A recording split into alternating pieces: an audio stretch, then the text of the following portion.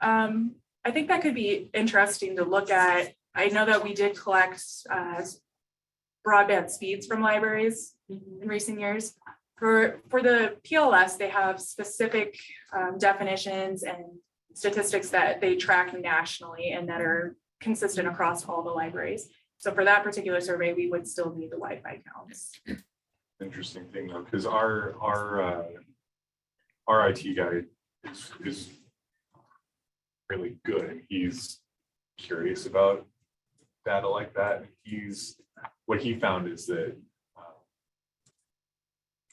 in the last year, like unexpectedly, Wi-Fi usage just kind of plateaued. It didn't decline, but it did stop growing. But the amount of bandwidth that was like went through the roof. So it is an interesting new layer of data collection. Is Suzanne with us today? Suzanne Driver? She is, but I think she's also listening to. So I have one more question, and that is, were the statistics for the story times and programming hard to collect because they didn't realize at the beginning of the year that these were statistics they were going to have to report? Or, I mean, it just doesn't seem to me that it's that difficult to keep track of your programs and the amount of people, and we run a lot of programs. I know the virtual piece was hard, right? It was hard. Pardon? Is the virtual, the asynchronous programming that we did during COVID was very to quantify, and people didn't know how to track that. Okay. But also a problem with libraries not being able to report face-to-face programming statistics. There is. So what I found when submitting our survey this year is that what was particularly challenging. So some libraries did not break out their children's program still, which might be, as you said, Honor, because people didn't know they were going to need to do that. But the other thing that happened is we would have the total based on the audience, but then we would have a total based on the mode of delivery. So was it in the library, outside of the library, or online? And those numbers do not match up, and they should match up. And what I heard from other states is the libraries struggle with this. This isn't just a Montana thing, it's all over. But we do need to take these numbers because it's telling a story about how services from libraries are changing. Sure. And some of the ideas that are being bounced around are products like Hufi to help us with that collection of data so we can better see what the picture is for our modern day libraries in terms of program delivery. So I would agree that a product like this would help. But I also live in the reality that the same libraries probably won't use it as don't collect those statistics manually because they don't have time to sit down and input things into a program. I just speaking from someone who was the coordinator of the Tamarack Federation for years and trying to collect statistics from smaller libraries, the same libraries year after year after year have the same issues. And so I think it's a great idea, but I think you will have to do a lot of hand holding to make it worth the price. I mean, $40,000 is a big price to just collect statistics from part of the libraries who will actually use the system. So don't be surprised if you still end up with the same problem. That's valid. Thank you for that. My hope is that having something that can simplify would increase our response rate, especially with the Wi-Fi, because once it's configured, there's really nothing they need to do. That data would come to me centrally, and they could use the reports if they want them. There's a good slate of automated reports, both in spreadsheet as well as kind of infographic, more library board targeted reports that they can use or not. But at the minimum, the Wi-Fi stats would be coming to me centrally so that I can have that data for using in the survey, and also for us to think strategically about how we expand broadband and other programs and projects that we have here going at the state library. Just like I would make a motion that if the money becomes available, that the NAC considers putting this at the top of the priority for statistics collection. Mark, Oh, I guess she made a motion, so do we need to second it and then discuss? okay, was what you were going to say, would that, It would, but okay. it'd be part of the discussion, so. And Nora, could you revisit your motion, because I think you're making a motion, but only that we consider it if the money becomes available, not Yes, be commit to it should the money become available. so I would make a motion that we commit to this product if the money becomes available, or something similar to it, if the money becomes available from the state to purchase it. Through the gear funds. Yes. Thank Okay. So the motion is that we commit to this recommendation and purchase a statewide, 12-month statewide contract for WHOFI for all public libraries. If the gear fund will provide us with the full cost. Do we have a second for that motion? I'll second. Sean has seconded that motion. Mark, you had a comment. Yeah, so I completely agree with Honor in that if libraries already aren't reporting, and this is just a kind of tech widget to report it manually, I don't see that really going to have much impact necessarily. I mean, if you really did reach out and try to contact them, 2 months into the fiscal year and say, hey, just wanted to make sure you're reporting your summer reading stats for this year, and just kind of, doing that might help. Is there any way that the Wi-Fi part of this could be that you could just Separated. sign up for WHOFI, is like, let's just try the Wi-Fi for 1 year. That way we know that's gonna work. That's gonna be centrally, that's not gonna be any additional ask of libraries. And then, yeah, I just was curious if there's a way to just buy the Wi-Fi package of it, and then maybe just figure out if there's any other approaches to getting people to report better programming stats and having some of that info in advance. Because I know over the years that I've been here, some of what they even consider a young adult has changed or even contradicted itself in the same survey. Like it'll say, like in parentheses, 12 to 16, and then you click the question mark because you want more information because you're a librarian. It says ages 14 to 18, and you're like, my goodness. Which one is it? Yeah, so I think, yeah, figuring out some way ahead of time to do that. And I don't know if, and it's weird because a lot of librarians are preparing this stuff monthly for their board meetings, I would think. So I don't know what the disconnect is of actually getting it in there, if they're just reporting different things to their board in terms of just the way they have, okay, here's youth programming. They don't break it down into YA, which we don't in the bigger stats and sort of the more narrative piece of the children's librarians report we do.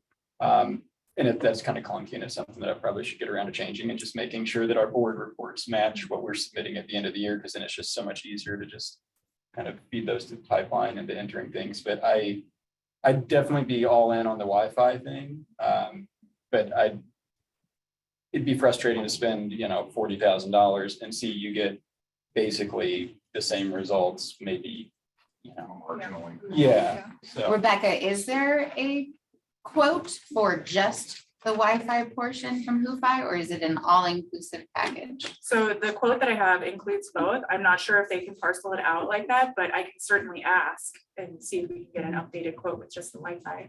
And is it $40,000 annually? So every year would be $40,000? It is annually for For all all public public library locations, so including your branches. So how many public libraries are there?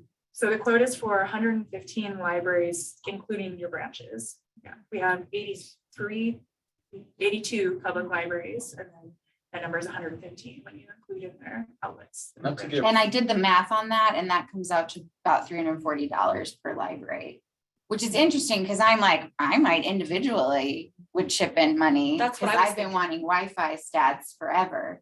The other thing I wanted to mention, I wish Tracy was here to speak to this, is that's one of the things I mentioned in the network, the ARPA fund grant, as a high priority of mine. And I'm pretty sure the impression I got from Jamie, who's, you know, doing the work on the project, that we are going to get some method to do that out of that project. But that's not every library. That's Yeah. just, That's why I was wondering if 60 Suzanne libraries. is on the call, because the libraries that are getting upgrades through our ARPA funds are getting a Wi-Fi managed product that will have some data. But I don't Susie's know. hand is raised and I think they piloted. Yes. So she's probably got that answer Yeah. for us. No, I don't. I actually had a question previous to that. Oh. So I know that we're looking at making the tribal libraries part of the public libraries. So can you just clarify, will this include services to the tribal libraries? That's a great question. The For quote that right is just the public libraries, but if we're going to ask for a revised quote, we can certainly include them as well. And Rebecca, my other comment would be, I think would be really important for you to attend Federation meetings and talk to the librarians and the boards about how important it is for them to collect these statistics. That way, board members will be on top of the fact that they need to be looking at these statistics monthly. And it will be a way to put a little pressure on people making sure that they're collecting these statistics. A great idea. Thank you.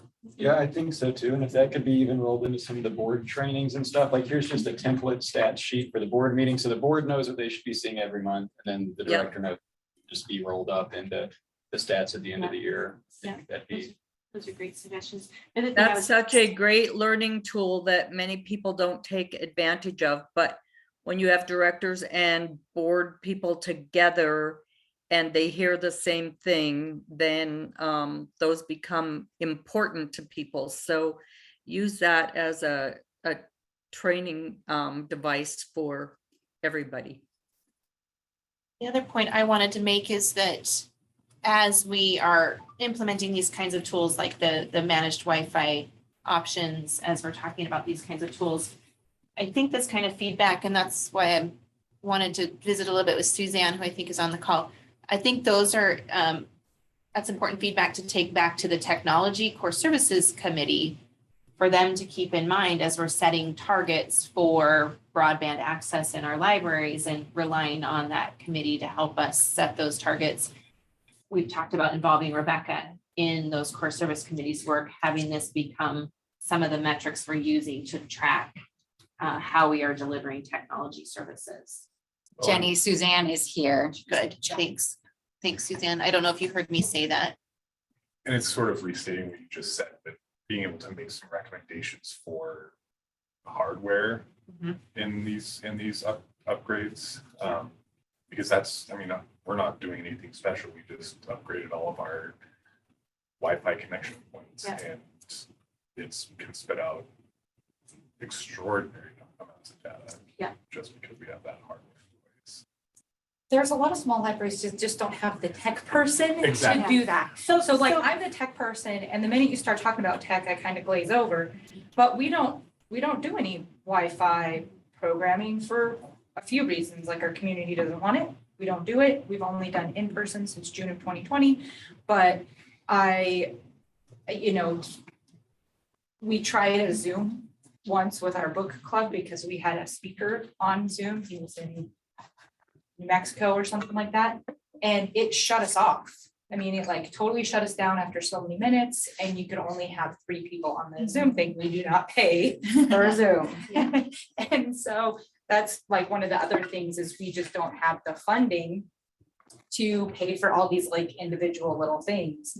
And even a Survey Monkey, oh, I got messed around on Survey Monkey and hate it because they're like, oh, it's free and you can do this, but then you have to pay like $200 to do for one stupid survey because you only can get 10 results.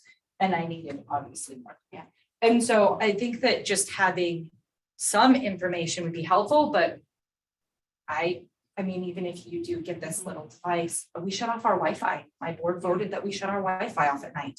It goes off at 9 o'clock. We had 6 copyright infringements and 2 people arrested in our parking lot for child pornography. Our Wi-Fi gets shut off. And so there's some things that, I mean, we've had to adjust because we have one service provider in Dillon and they've threatened to shut us completely down if we didn't take care of the problem. And so, I mean, it was, do we shut off our Wi-Fi in the evening or do we lose it for the entire community? So some of these statistics, you know, I'm probably one of the ones, oh yeah, we have like 3,000, 4,000 users. Yeah. But I don't know. Yeah, Yeah. and I kind of suspect that's the case for a lot of libraries. It might be just a flat out guess. And really, that's not giving us any useful information if it's a guess or just a kind of random count. So having the actual numbers would be really helpful, I think. And, you know, the whole point, and I'm so glad you raised those concerns, Lori, is to take those kinds of concerns so that we can collectively figure out how to address those kinds of areas. We can't do it today, Right. but just because we can't figure it out now doesn't mean we shouldn't try to figure out solutions in the future. I would like to see somebody, like if we could hire a company to be a tech person Yeah. to where the smaller libraries would be able to call and say, hey, I need help. And they do their little login thingy and they can get on and, I mean, like, I can't figure out how to turn off the blue screen that keeps popping up Yeah. on my computers for my Yeah. patrons.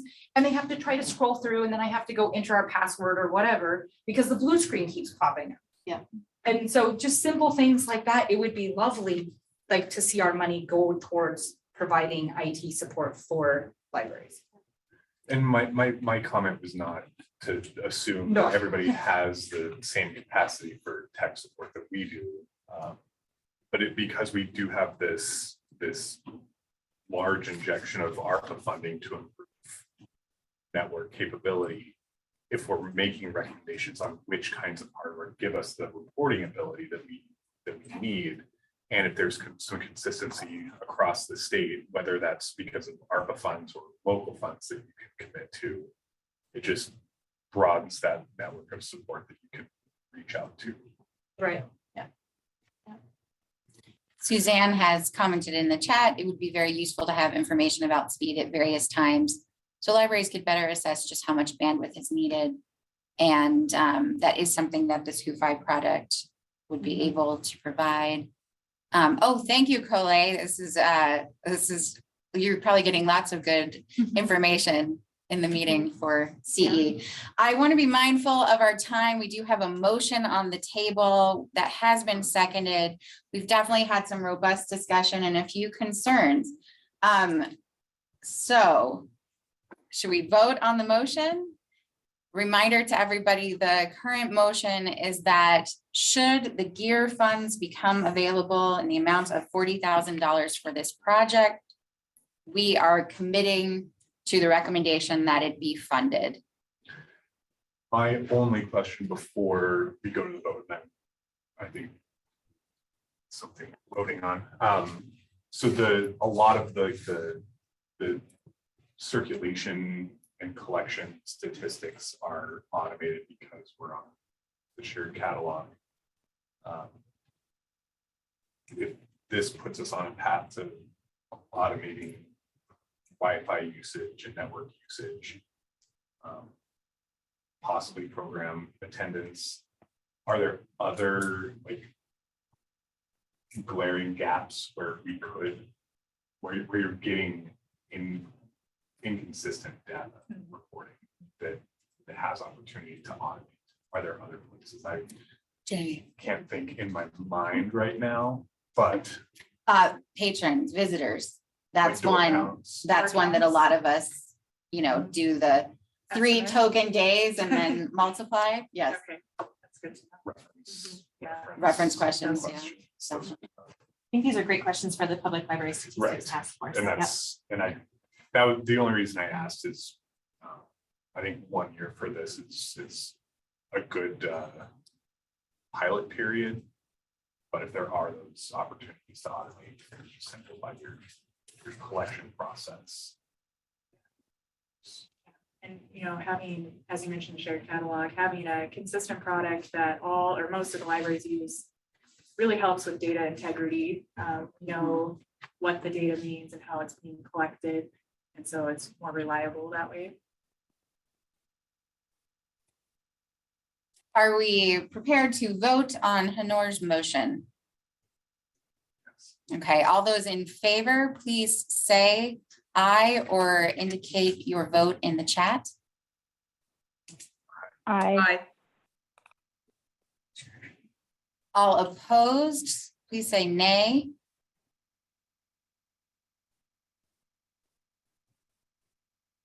Genevieve, can you check that chat for me? Yeah. I feel like we had some abstaining votes. But all ayes and no nays. So I believe this motion has passed. Thank you for the useful discussion. And I just want to acknowledge that the Public Library Statistics Task Force, I'm sure, looked at this more in depth than we did. And it's a group of our colleagues around the state who probably thought very carefully about it. So I'd like to acknowledge the work that they did to recommend that. And thank you, Rebecca, for bringing this to our attention. Can I just ask Rebecca to share one more piece of information about a new cumulative statistic that libraries are going to be asked to Yes. collect? Yes, and now that we talk about that, it hasn't officially been voted approved yet, but it likely will pass from the discussions I've had. So they're going to be making a change to the virtual program count, which I just heard is very tricky to keep track of. So in the past, they were asking for you to report attendance or views of your asynchronous programs at 7 days. The feedback from public libraries was that was not a very useful metric. So they would like to change that to 30 days. So at the end of the month, you would see how many views you have on an asynchronous program to report in your statistics. And we're required by rule to notify libraries at least 60 days ahead of any change in cumulative statistics for next year. And so as soon as that vote's occurred, we'll be sending out that notice to all public libraries. Can I get verbal confirmation of who abstained from the vote? Thank you. I abstained in the first, in the minutes. Yes, the minutes. Yep, got that. Thank you, Erin. All right, let's move on. That was our warm up. Now we're going to discuss the fiscal year 2023 budget. And Jenny, please. Thanks. Yeah, this like the HUFI is just a little bit of a moving target because of some new information that we recently received that we're trying to get written confirmation on. Our ARPA funds, our initial award of ARPA funds, based on that award, those dollars had to be spent by September 30th of this year of 2022. And we have been in conversations with the Institute of Museum and Library Services about an extension through December that would allow us to continue providing e-resources that we're funding and do ongoing support for the Montana Memory Project, the hotspot lending program, and have more time to complete the internal wiring projects through December. And we have written confirmation from IMLS that extension had been approved. Just recently, in the last couple of weeks, IMLS announced to state libraries that they would be willing to grant extensions for 9 months. So my understanding is that's through June of next year. So essentially through this next fiscal year. So I've asked Kara to get written confirmation from IMLS that we can expect that extension. That would change our budgeting just a little bit. We know, for example, that we've over budgeted on the internal wiring project to fund about between 25 and 30 libraries. So we could use some of those monies to continue the hotspot program at least through June. Some of what's in this budget, and I'll walk through it with you in a minute, would also be eligible for ARPA funds that helps with that deficit that we're talking about. So again, we have sort of incomplete information at this point that we're bringing to you. I hope that we can get that confirmed relatively quickly. And that perhaps that would give us just a little bit more flexibility in the budget. Some other information about what this budget is based on, and then I thought we would just walk through it. As we announced at your budget training, we did not get the increase in our library services and technology act funds that we were hoping for. Of course, Congress now starts the process of working on budget for next year. And so we'll continue to hope that we get that increase in future years. And then we're in the second year of the state biennium. So there's no increase in state dollars. So this budget uses the same, essentially the same amount of state dollars and the same amount of LSTA revenue. And then we provided a side-by-side comparison so you can see what we've spent or what we've budgeted in this current fiscal year and what's being proposed for next year. Your recommendations from this meeting will go into a budget that the commission will look at. The finance committee of the commission will look at it on Friday, and then the full commission will look at it this next Wednesday at their April 13th meeting. So as presented, we have a deficit of about $35,000 that we need your input on trying to resolve. This budget also is assuming a 3% increase to the costs funded by Montana Shared Catalog Libraries. And that total amount there is $13,466. So a recommendation of this budget then also recommends an increase to the shared catalog budget of 3%. So I want you all to be very clear on that. Amy and Kara are aware of that as well. So just walking through some of the highlights that I wanted to share with you. First, I wanted to point out an increase in general fund for our consulting work. We feel like it's important for us to put more of our state general fund into the work. Some of this is just a shifting of funds from different positions. And then there's a slight increase in general fund because our Library Services and Technology Act funds cannot be used to help support some of the advocacy work that our staff are involved in. And so applying some state general fund gives us more flexibility to have Tracy and Kara and our other consultants doing more help to support advocacy work in libraries, which, as we're seeing, is becoming a much more critical function right now. Just working our way down, there are memos in your meeting packets with more descriptive information, especially about some of the increases or adjustments to the budget that we can talk about as well. A couple of things I wanted to point out. For example, in FY22, you see the early learning line is zeroed out. And then similarly in FY23, we have the MSL workshop zeroed out. We've gone back and forth in offering the Ready to Read Rendezvous, which is included in that early learning line, and some of our other workshops in alternating years rather than having those programs offered every single year. So that's a planned alternate change. Then you see in early learning in FY23, $22,000. That's a recommendation to then hold the Ready to Read Rendezvous in FY23. The Federation grant funding remains the same, $22,500 out of our coal severance tax funds. Sorry, I'm having trouble seeing these. Friends, I need reading glasses. I just need to admit it to myself. Working our way down, you see that the MMP digitization line, that $6,000 that's funded in FY22 is not funded in FY23. That's because we have ARPA funds available and we're actually doing a significant amount more funding for digitization for the Montana Memory Project. And Jen can talk a little bit about a partnership that we have with the Montana History Foundation that I'm excited about. one of the things that is included in the budget, and Jen notes this in her memo, is funding for 50% of the time for Dave Colomaria, our Montana Memory Project staff person supporting Jen.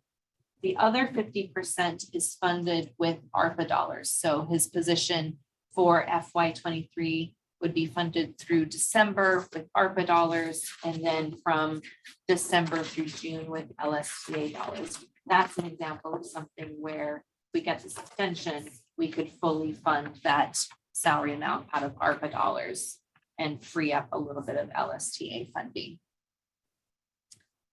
I skipped over the courier amount in FY22. That was $9,950. We budgeted $15,000. Kara has said any increase in the courier budget helps that work. And part of that is possibly expanding the reach of the courier. Yes, yes, and hopefully more with legislative funding.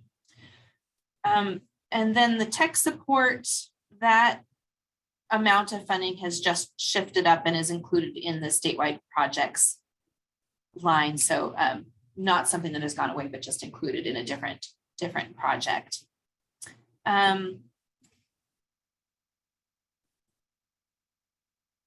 think those are most of the highlights that I wanted to share with you. I'll ask staff if there's anything in the budget that they specifically want to call to attention. I have a question. So with the courier funding going up, I know that some federations with their extra spending money put money towards overdrive or Libby or whatever. And that's great. Is there any way that those federations can? I know Broad Valley's talked about taking our extra funding and putting it towards the courier service.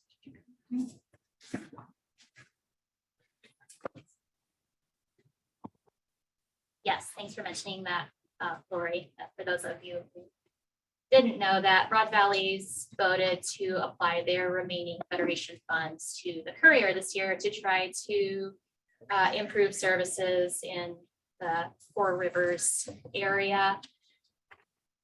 The Resource Sharing Committee made a recommendation to prioritize expansion of the courier. And of course, this is something we've talked about for a very long time. And we know of at least 2 libraries in central Montana that would like to get onto the courier network.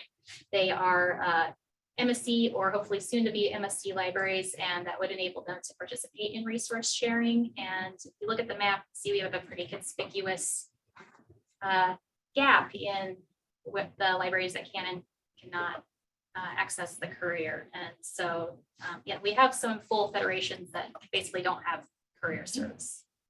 And so if we're able to increase the program budget and or if federations vote to apply some funds towards that service, then we could really make that an effort to try to connect all those federations next year. If that's a priority. A couple of other quick things that I wanted to point out that I had skipped over when I was reviewing this. The state legislature has approved a 55-cent an hour raise for all state employees this biennium. That takes effect in November. So this budget includes those pay adjustments for our staff. And then the $40,000 LSTA outreach project in FY23 funds a partnership between the state library and the Trails Consortium so that we can provide access to some of the database resources available Trails for state employees. So that's what that line is.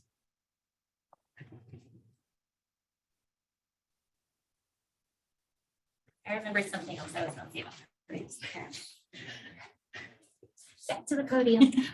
So the last year, the courier participating libraries currently on the courier have been paying a fuel surcharge because of rising fuel costs. And currently our subsidy is, it used to be 10%. So we have a $25 stop charge, but there's been this fuel surcharge and we want to add stops to the courier, but ideally we would also like to continue to support libraries that are already on the courier, and as costs are rising, we'd like to be able to continue to make it affordable for everybody who wants to participate.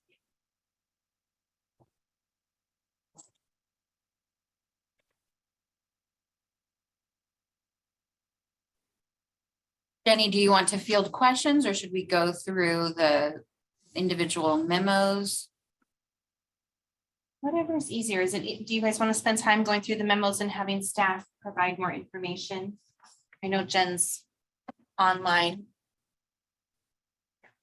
I think that would Okay. be useful. Then we'll be more informed. Sounds good. Should we start with Jennifer and MMP? Sure, I'd be happy to start. As Jenny pointed out, what we're hoping to fund is the continuation of Dave Colomaria's position through June of 2023. It's set to expire on December 12th or December of 2022 right now.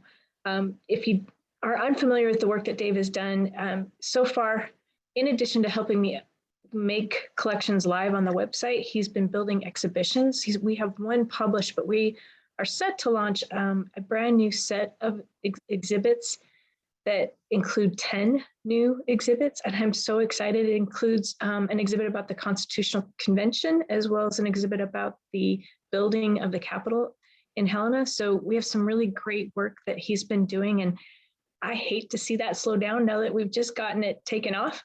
So that would be what I would lose. In addition to that, as Jenny mentioned, we partnered with the Montana History Foundation. I put out a call for collections in the very beginning of the year, and I funded 7 new collections through that call. And then with the partnership with the History Foundation, I was able to fund another 8 for a total of $87,000 going towards digitization and creation of new collections, and 15 new collections altogether.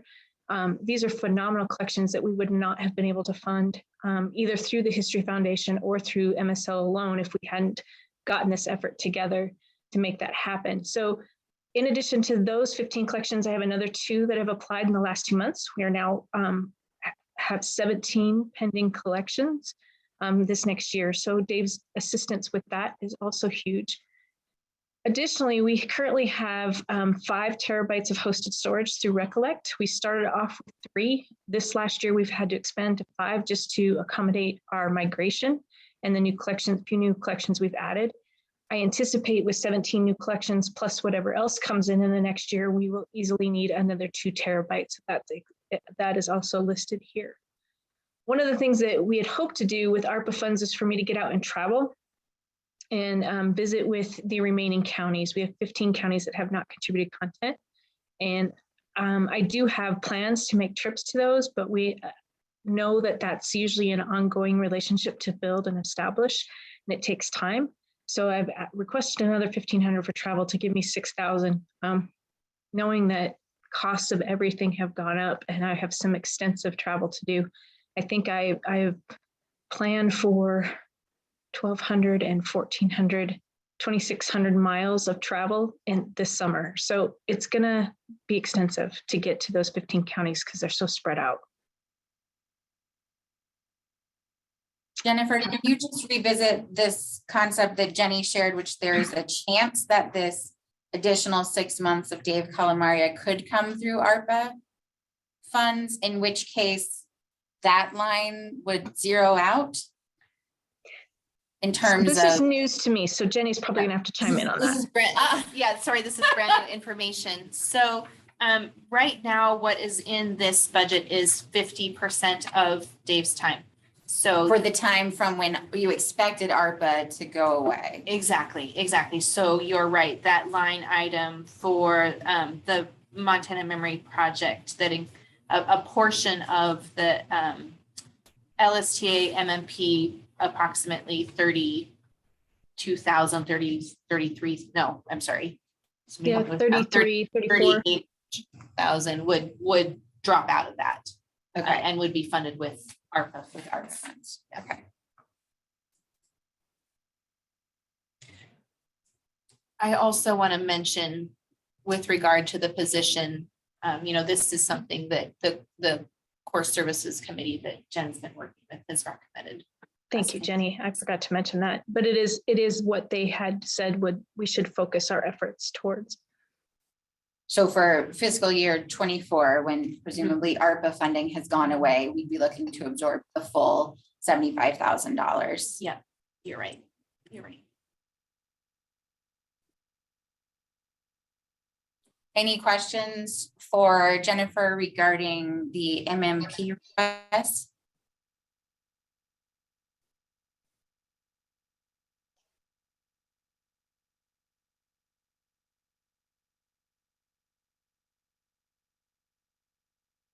Okay, Kara, do you want to say more about the courier request?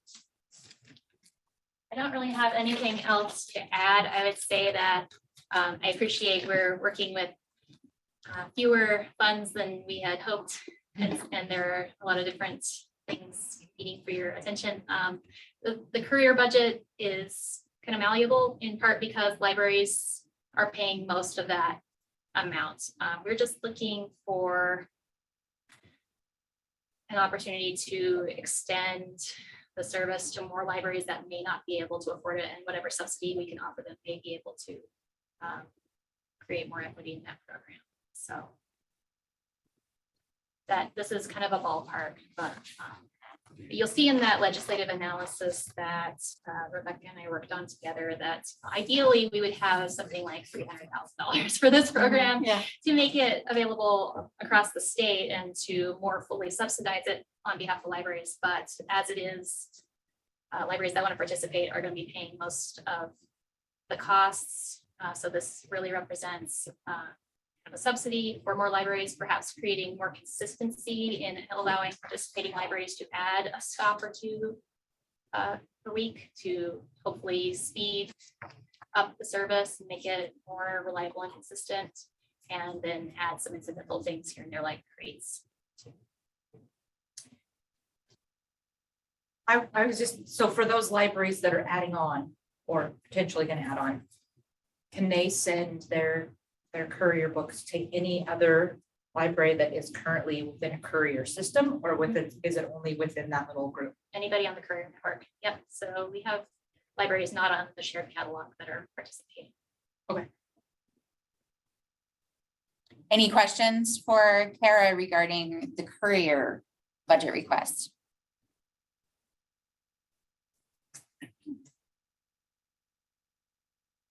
Okay, and then do we have somebody to present about consulting and learning? Do we have that? I don't have.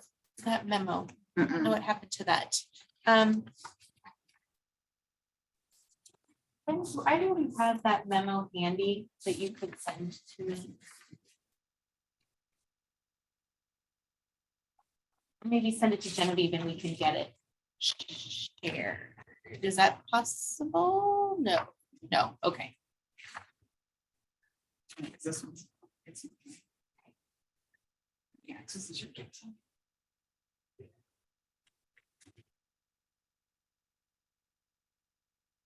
But I will upload it to Jenny? the materials. I can share my screen if that would help. I have it available. Yeah, Jen, that would be awesome. Yeah, let me give you, make you a co-host. Okay, Thank you so much, Jen. you're And welcome. then I will definitely add it to the meeting materials after. Okay, Okay, you, one sec. And you are co-host.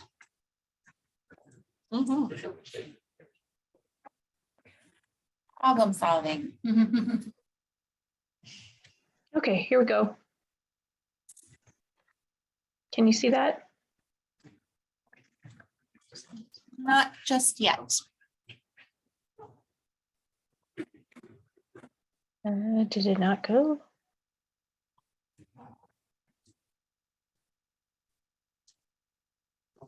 Let me try again. Hold on. Oh, it looks like my computer just froze. Of course. Okay, let me try one more time.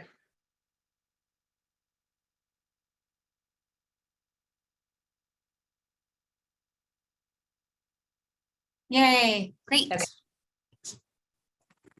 So, and I know Amelia's on, so Amelia, feel free to jump in as well. And I think Pam's with us.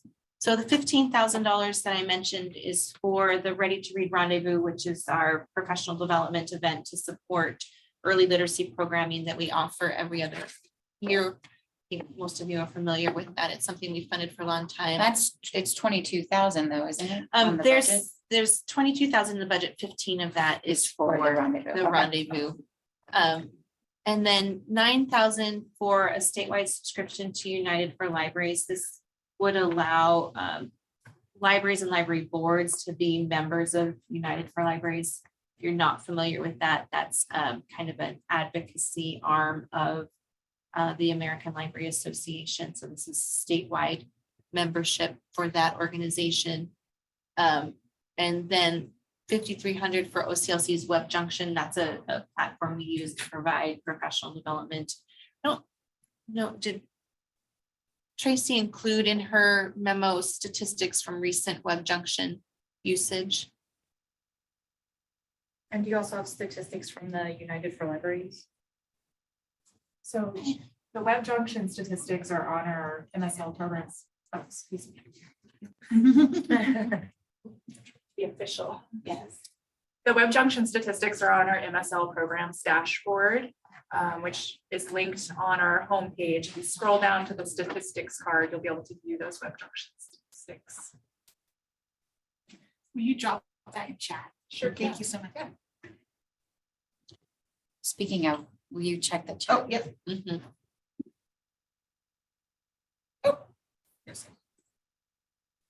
So. I was gonna say, United for Libraries is specifically targeted toward trustees. Trustees and board friends, trustees, I yeah. Support organizations. And that's really useful now that we will be having the public library standard of trustee training hours. Yeah. Although they really need to update their content. Mhm. Yep. Okay, do we have any questions about the consulting and learning? And I don't know if Colette or Amelia have anything else to add. I don't, other than if there are questions about either the Web Junction or United for Libraries programs, I'm happy to talk to those. Is the United for Libraries? Is that at all reflected in the increase in the line for trustee training? Yes, that's exactly what that is. Okay. Yeah. And so the $5,000 we had this year, Colette, is that, I don't want to lose what we already have. yes. Colette, I don't know what has been done for trustee training out of that $5,000 budget. And I don't want to put you on the spot, but I don't know if you're in a position to speak to that either. It's unclear to me at this moment, just because I haven't been able to see any of the usage data or reports from that site. So it's something that I really want to take a look at, to know that it is, worth the money that's paid for it. That's what I could say at this moment. We've had the United for Library subscription this year, so presumably Right. some amount of that. But otherwise, like the work that Tracy does for onboarding and for board training comes out of the consulting arm, not specifically out of Right. trustee training. Exactly. Trustee training would be programs specifically for training to trustees. Which makes Exactly. Genevieve, we've got sense that some it would chat. exist. Yep. And we They- have had those trustee Yep. training workshops over Yes, the years. Yes, exactly. Okay, we've got the data portal from Rebecca in the chat. Thank you. Suzanne said United for Libraries content is being updated. Oh, There is a new platform. wonderful. Oh, gosh. The web junctions. Hey, that's pretty cool. There's a couple of other ideas I would put on the table. These are not great ideas, but Don't sell yourself. they're not good ideas. I'm just telling you. But you know, if we get confirmation about this ARPA extension, and to be clear, IMLS has verbally said this to causeless, so I feel pretty confident that it will happen. We could potentially fund the e-content line, that 27,000 out of ARPA funds. Or out of ARPA funds. The reason that's not a good idea is that is an ongoing expense. You know, we fund the Montana Library Go platform and the DPLA out of those dollars. So again, if we pull those out of our LSTA budget this year, then we're in a position of finding those dollars next year. But knowing that funds are tight this year, that's an option to throw on the table.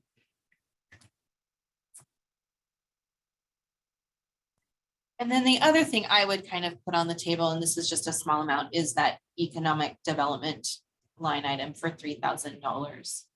And again, I don't know if Amelia is in a position to talk about that. We've been trying to find some ongoing consulting help to help us advance work that libraries are doing to support economic development in their communities. This was a very low priority last year when we were building the budget, and $3,000 is an amount of money that's not going to go very far. If there are funds, because this isn't showing us what's actually been expensed, are you able to carry over funds, like LSTA funds that weren't spent into the next year? That was my question. Do we have like a depreciation fund that we can, like any No, leftover? we don't have the ability to retain any of these funds. So any general fund that's not spent goes back to the state general fund. Okay. LSTA funds, we work very hard to make sure that those dollars are spent in the same way. The coal and ARPA fund. Because to me, I see economic development this year, we had $10,000. So it's actually dropping down to the 3. Yeah, and that this is Amelia, that just kind of reflects it's a mixture of a couple of things. So we were working with Ann Booth as our economic development consultant, and she was great. But she sort of viewed this contract as a way to stay involved with economic development, but kind of in a reduced capacity, because Ann, when we hired her, was sort of semi-retired. And over the course of the pandemic and this year, I think she has decided to retire. And so I think the amount that she expended from the economic development contract this year sort of reflected that. And that was part of the reason why we had dropped the expenses down to $3,000 for next year. And we just finished the limited solicitation bid. The deadline just passed. And so we're looking over that. And we had just one application. And we have gotten feedback that $3,000 seemed very low. So we're kind of mulling over that and looking over the current application and seeing what to do, but I'm not sure if that means that we just need to up this contract in general to be competitive with the economic development contracting world. So those are some things that I'm thinking over right now.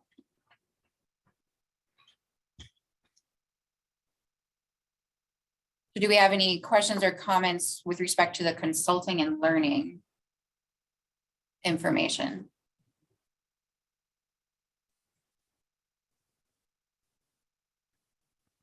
Okay, let's move on to Rebecca and the data coordinator memo.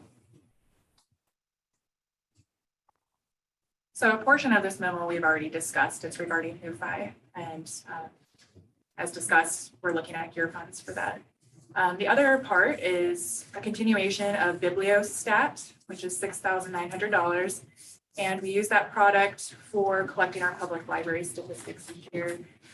The strength of the product is it allows you to annotate your responses, which greatly reduces the amount of time we need to follow up with you. Responses are flagged. So that would just be a continuation of the existing product we have. Jenny, where on this spreadsheet, budget spreadsheet, do we Mhm. see these? So the HUFI is not there. It was not budgeted for. Okay. And the Bibliostat? Bibliostat is in the stats line, the very last line, that 60 Stats, okay. That's 69. And again, we are proceeding with HUFI only if we can get the gear fund, so it doesn't change these numbers. Doesn't change the calculus, exactly. Okay, do we have any questions or comments for Rebecca regarding the data coordinator budget requests? Thank you. So Jenny, did I hear you at the beginning say that you were needing to reduce the budget by 30 or something? About 35,000, right? Yeah. So what does that look like in Mhm. terms of this discussion? Like, Mhm. do you have a recommendation of where we might cut or?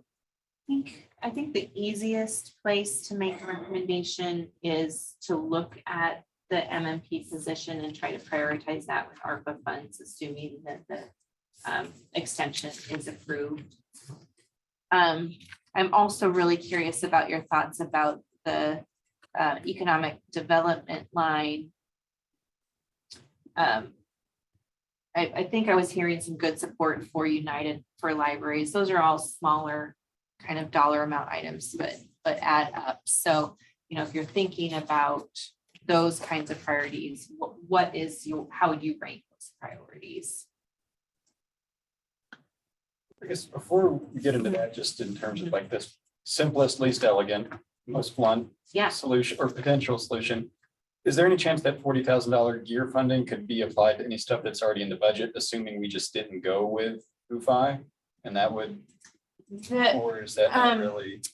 The request for gear funds is specific to hotspots. Okay. Which is outside this budget, and then specific to kind of the internal wiring and Wi-Fi access work that is also being funded with ARPA funds, which is why I feel comfortable applying the HUFI contract. There's not a lot here that I think would make sense for gear funds under those two requests. But like I said, there are some things in this budget that would be appropriate for ARPA funds. I'm curious about Kara's thoughts about some of that too. She has any? It depends on, we were waiting to hear back from. Used to just talking into a microphone. Headset. It really depends on whether or not we are officially granted that extension through next fiscal year, which would be such a game changer. And of course, we're looking at things that are not, like Jenny said, not ongoing costs that are tied up in a contract, but things that we expect to be more or less one-time only. Things that would fit within the confines of hopefully a fiscal year. I think the other thing, and I hesitate to say this too. The other thing in this budget that it's sort of one time only is the 15,000 for the ready to read rendezvous, because that's a contained cost that we budget every other year. The reason I hesitate to say that is I don't know how much of it is intended to really focus on sort of e-resources and e-learning, which is one of the intents of ARPA funds. So I don't know if staff have any feedback about the extent to which that event empowers librarians to be to make use of online and e-resources to support early literacy. I would ask Amelia to address that question. Yeah, Amelia, I don't know if you heard my question. Having a did, yes. kids ready to read things over the years, I would say that would be a stretch. But if you made that the focus. I mean, that could always be listed and covered in the meeting workshop materials. I do think, I mean, we have a ready to read website. I am trying to do more with getting, you know, early literacy librarians together to connect and share more as well. So I don't know if I would want to make that the main focus of the conference, but I could certainly crowbar that in there if it means we get funding. So yeah, I do think that there is some stuff that we could include in there, and there are resources that are available that libraries could use themselves and also share. But yeah, I don't know if I'd want that to make the entire focus of the conference. The broader intent of ARPA is to help libraries to meet the challenges that they faced resulting from the pandemic. And so if there's anything in terms of early literacy programming that is relevant to that intent, we can consider that as well. So if the ARPA funding is available for the MMP position for the remainder of the year, if that's half that amount, that's $37,500. That's your deficit there. But are you also suggesting, Jenny, that we consider whether we should increase that economic development line or make other changes? All of the above. I mean, we want your input on what is in this budget and how you think this aligns with what you view as our priorities. You know, is if all we have is $3,000 in economic development funds, is that a worthwhile investment? Or, you know, would we potentially propose making budget adjustments somewhere else to come up with more funding? That's the kind of feedback that we're looking for the career, or, you know, anything else. So I think, I mean, in one way, looking especially something like economic development would be, what else is already out there being offered by different agencies? And is that $3,000 not enough to make much significant difference? And that service is already being provided in communities. We have a Ravalli County Economic Development Authority that does great work. So, and we did go through that program, and it was sort of, you know, there's some challenges of trying to not step on each other's toes with doing that and with collaboration. And, you know, I just wonder how many, you know, that money's not going to go very far, I wouldn't imagine.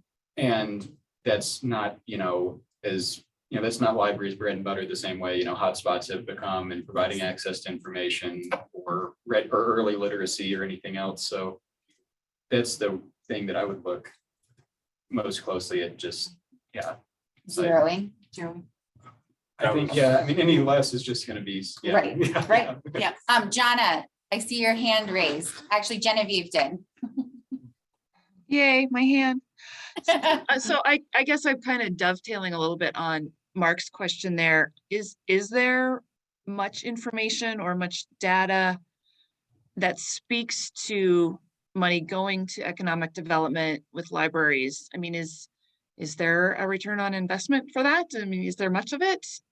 Is there anything to speak to that? Amelia? Yeah. So currently the main program that we focused on is a small cohort course through the MSL Moodle called Entrepreneurial Support in Libraries. And this is in partnership with AMRI, which stands for Accelerate Montana Rural Innovation Initiative. And we had adapted their coaching program to better fit libraries. And so rather than offering coaching services at the library, it's more just helping libraries understand what entrepreneurs are looking for, in particular, entrepreneurs who don't fall into the typical small business plan. So, you know, you have people who are like, I want to open a coffee shop, I want to open a yoga studio, or I want to open things that kind of have established business plans, projected earnings and revenue, and probably have an easier time presenting those ideas to lenders, to folks in the community. And so AMRI really focuses on the people who have really unique ideas who don't necessarily fall into those typical plans, and focuses on getting them connected to the wider small business and entrepreneurial community. So as a result of this, I think the biggest thing that I've seen is that the participating libraries, the librarians themselves, have had a big change in like confidence, awareness, and knowledge of entrepreneurial and small business activities in positive ways. There's a lot more interest from the librarians in this sort of activity. There's more awareness of what's going on in their communities, and more ideas on how the library can better support this. And this is translated into a couple of libraries. So Colleen in Harlem has started a Bring It to the Table small business entrepreneurial series at the library, where folks come once a month to learn about a specific topic. She's trying to bring in some speakers, and also just to ask questions and connect with each other. I think Chris Salstrom in Madison at the Madison Valley Public Library has also started a small business center at the library and is meeting regularly with her Chamber of Commerce to talk over that. I haven't checked in with Jeannie in Whitehall in a while, but I'm pretty sure she's brewing up something as well and is already connected with her chamber, and I think started a program a while ago as well. So right now, I think we're in a unique situation in where there is a lot of stuff out there for economic development, and there's a lot of support, but it doesn't seem to trickle down to, it seems to kind of stay in certain areas, or follow kind of already established paths. And I do think that the library is a great way for that support to reach more people. But there is kind of this sense of like how to best do that. And Mark sort of mentioned, you know, that delicate balance of not wanting to step on other people's toes, not wanting to reinvent the wheel, because there's a lot of stuff that's already happening. And so there are these programs at libraries that I mentioned, but I think we're all still sort of feeling things out and trying to understand what pocket of services we can best fill and what we can best provide. Did I answer the question? I hope that. That was great. I hope that gives you a better The sense. specific examples, I think, are really helpful. So to go to Mark's question, do those, the three librarians you mentioned, would they be relying on that $3,000 in any way? Or is it the kind of thing where they've now incubated this program and it's going to run locally? Well, I do think that is an interesting question to consider. The original intent of this $3,000 was to hire an economic development consultant. So since Ann Booth's contract has finished with us, we sent out a bid and we were looking for somebody to help direct these efforts. And so, I mean, a lot of it would be working with me and helping me to connect with people around the state. Anne was the one who connected me with Amory, which resulted in the Moodle course and all of these activities. And also just providing some guidance on, oh, this is an area that you could potentially work in. Oh, this is something that libraries would be a good fit for, and also representing the libraries at economic development meetings and get-togethers and things like that. So that was the original intent. Based off the feedback from this limited solicitation bid, people have said that the amount is not enough to be competitive. And I do think that's reflected in the number of applications that we got. We only got one. So, you know, we decided to continue with the bid, and we're deciding to go through with the evaluation process, but we're not quite sure what our decision will be at the end of this. Something else I've thought about is potentially using this $3,000 to support the activities at those libraries. In the sort of email conversations I've had with the participants who have gone through the entrepreneurial support course, they are interested in having speakers come. They are interested in having people come to their communities to provide expertise and services. So that is something I was thinking about, not necessarily with this budget, but maybe just with my other operations budget. But I haven't really thought through the logistics of that. So I guess the don't other know, I question- guess is the answer. Amelia, I'm wondering if you don't have someone contracted in that position, does it put more burden on your staff time? In other words, has Amelia been directed that this is one of her areas of focus? It's an area that we've been focusing on, but we knew we don't have that kind of expertise on staff. And so trying to engage consultants in this way to fill that knowledge gap has been helpful. I think if we decide that this isn't a priority to fund here, then we would go back to Amelia's staff time and think about how much of her staff time would be devoted to this. And again, it's one of those things where I really want the lifelong learning core services committee to weigh in on how much of a priority this need should be over other priorities. Jenny, this is Hanor, and you know, I was really excited about the workshops that Amelia did and getting something started at the library, but had great pushback from my reference staff because of all of the opportunities people have in our area to get expertise at the university and other places. We do work really closely with the Chamber of Commerce and have all their information on our available at the library. But I guess I agree with Mark after putting all that effort into trying to get something started and having such pushback from reference staff that when you live in a community where there is that much information available to people and knowing where to send them is the most important thing. For us, it just wasn't something that worked out, but I still think it's really important for small communities that don't have those resources to be able to have that connection.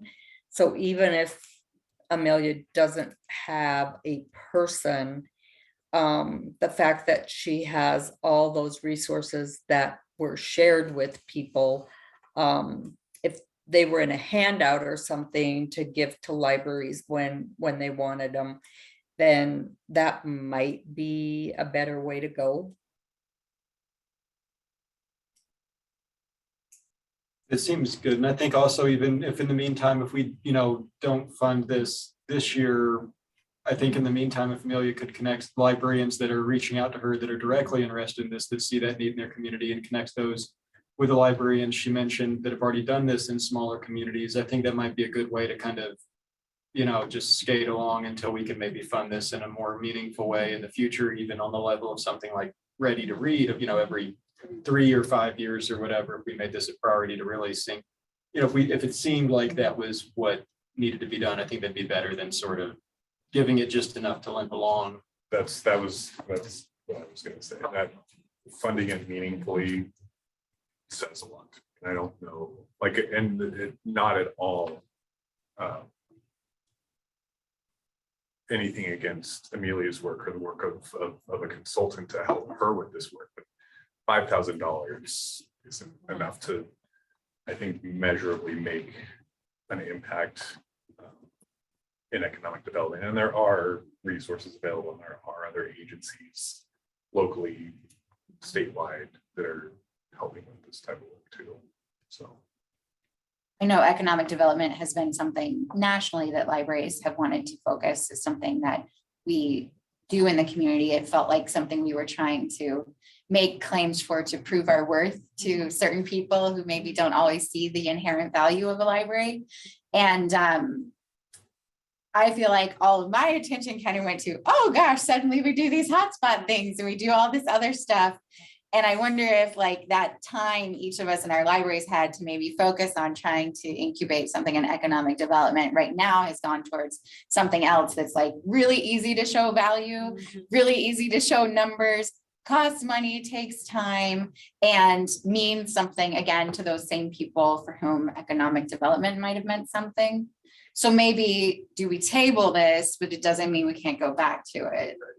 And what comes to mind is, you know, in the Flathead, one of the things that we did to really lean into this economic development side of our work is the Making Montana event that we did. It was sort of a maker fair and small business get together. It was outstanding and it was a huge success for us.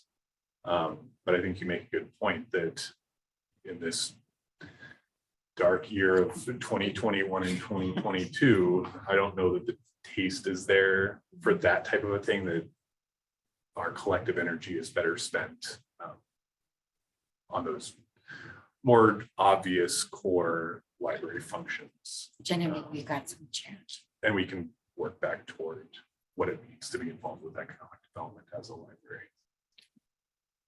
Okay, in the chat from Amelia, there will still be plenty of work in economic development in the future, so there's no rush to take immediate action. It will be around for a long time.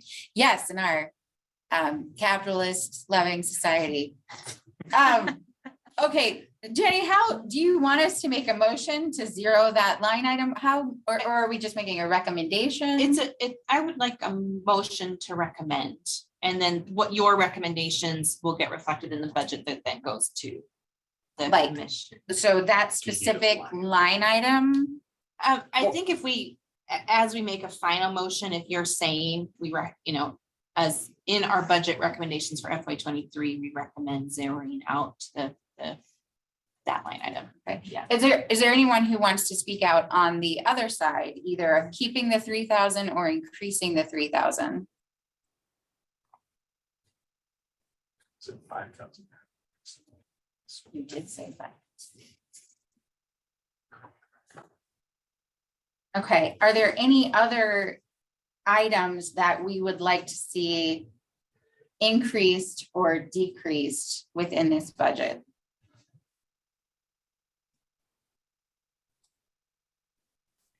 So is our goal today to make sure that we decrease it by 35,000? Our goal is to try to present a balanced budget. Okay. But I think we entirely- maybe have a balanced budget if this ARPA.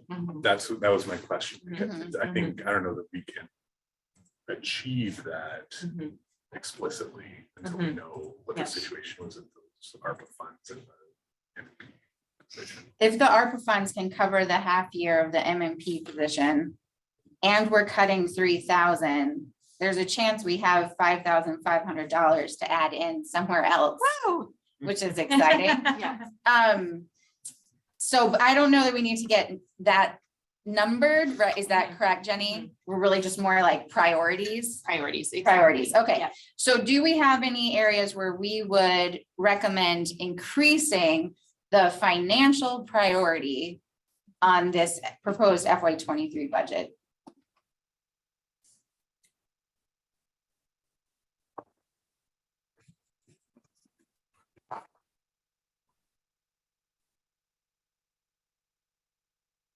Jenny, or maybe Dorlin, are you the one to address this? This $40,000 for the trails, is that, that would be an annual expense?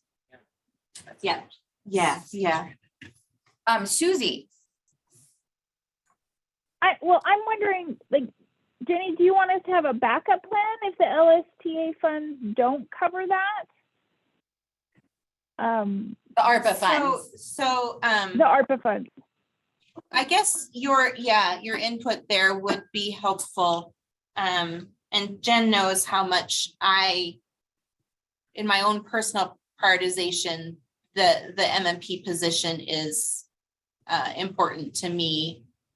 And that's something that we've worked really hard to try to get into this budget. That is a new position, and right now it's a term position, so it does end in December. So, you know, the likely alternative, if we cannot use ARPA funds or extend those ARPA funds, is that the term position would just end, and we'd be looking next year when we have more funds to try to bring it back, which has been the problematic cycle that Jen has been in with the MMP for years. So that's one solution. There's not a ton of fluff in this budget to come up with alternatives, but we wouldn't necessarily have to increase the courier. We wouldn't necessarily have to fund United for Libraries. I was hearing from a lot of you that you felt like United for Libraries was a valuable investment. I was gonna ask if we could take the trustee training and drop it back down to 5,000, that would be, so that there is that funding there, but How much is the actual United for Libraries contract? I believe it's 9,000. It's that full Okay. amount. I believe so. And Cole, I don't know if you have any different information, but that's the information we got from Tracy. Yeah, I don't. I believe that's correct. I can check it really quick in the contracts information. Did it increase from 5,000 to 9,000? That I do not know. This is Suzanne, and I believe that 5,000 was in there for in-person trustee workshops. So this 9,000 covers United for Libraries, but no in-person trustee training. That's my understanding. Thanks, Suzanne.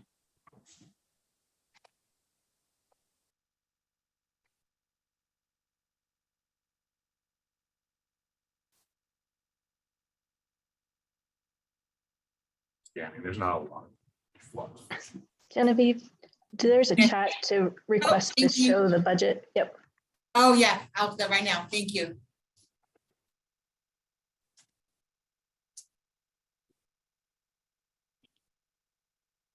Is there any benefit to leaving some of Dave's funding in LSTA so that it's established for fiscal year 24, that we have some sort of hold on that? Or if the ARPA extension is done, do you fully support all of that being covered? Does that make sense? Yeah. So Dave Calamario's position, I'm assuming in a perfect world, continues beyond fiscal year 23. Yes. But suddenly we'd have to absorb the full amount. Mhm. Is there a benefit to holding some of that in this budget so that that we only have to come up with 50,000 extra dollars? Not really. Okay. Not really. The other place that does have a significant jump is in those consulting lines, both in the general fund and LSTA. What kind of wiggle room is there in those lines? I mean, you, Jenny, know Yeah. more about what the consultants are up to. Well, isn't the Yeah. main jump in their wages, which Yeah. is set by the Yeah, state? exactly. That's where we see the big increase. There are pay adjustments this year, and then the 55 cent an hour increase that goes into effect next year. So those jumps are just salary related. Salary, exactly. That's all salary. And then in their operations, you can see little bits of adjustments, but not very much. what's the outreach? The 40,000, that is our membership in Trails, the academic library consortium, to be able to provide access to those databases through Trails. And Kara, the increase in OCLC, is that just an annual uptick in? It looks like it shifted a little between Cole and LSTA, but still probably went up by Yeah, that's kind of a 18,000 placeholder or- because we haven't received our quote for next fiscal year yet. So that may Okay. very well not be that much. Okay. And the MSC 3% increase, are we pretty confident I that's was gonna be gonna- approved by the membership? I was gonna ask you that, how comfortable you are taking that to the membership.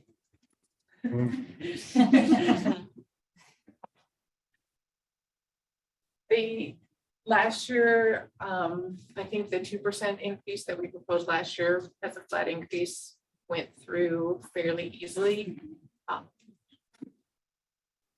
But I didn't know that I could predict. I would assume, I mean, they usually expect an increase. Yeah. You know, our bill with Cersei goes up every year.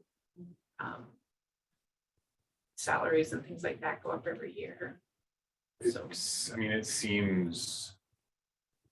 I would feel pretty comfortable with the membership. I wouldn't expect a lot of walking. In budgeting, I feel like 3% increase in operations is standard. Especially from year to year. considering that we've just gone through an RFP process and are Yes. renewing that. Or 10-year potentially contract. all getting shout bomb or similar. So we're getting something more for the same amount, and the shout bomb libraries wanted to pay an additional expense.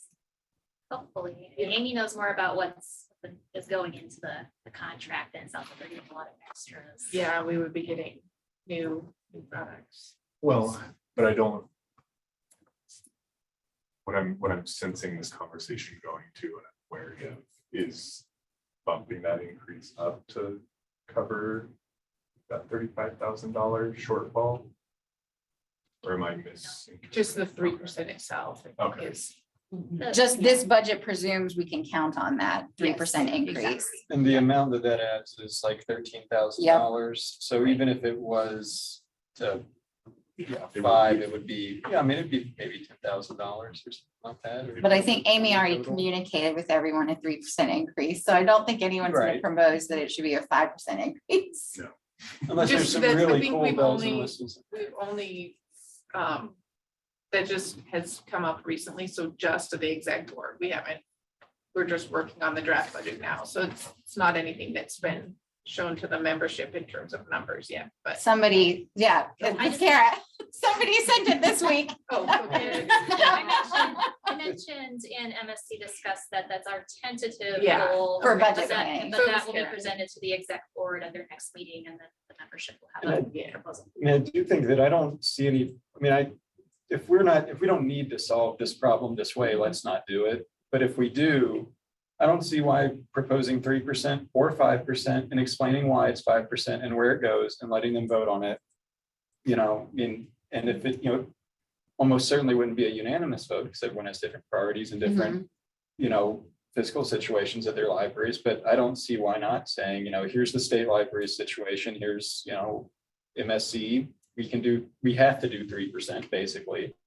But if we wanted to do more, here's where it would go, and here's what, here's the return you would get through what the state libraries have. It gets sticky in my mind because at that point,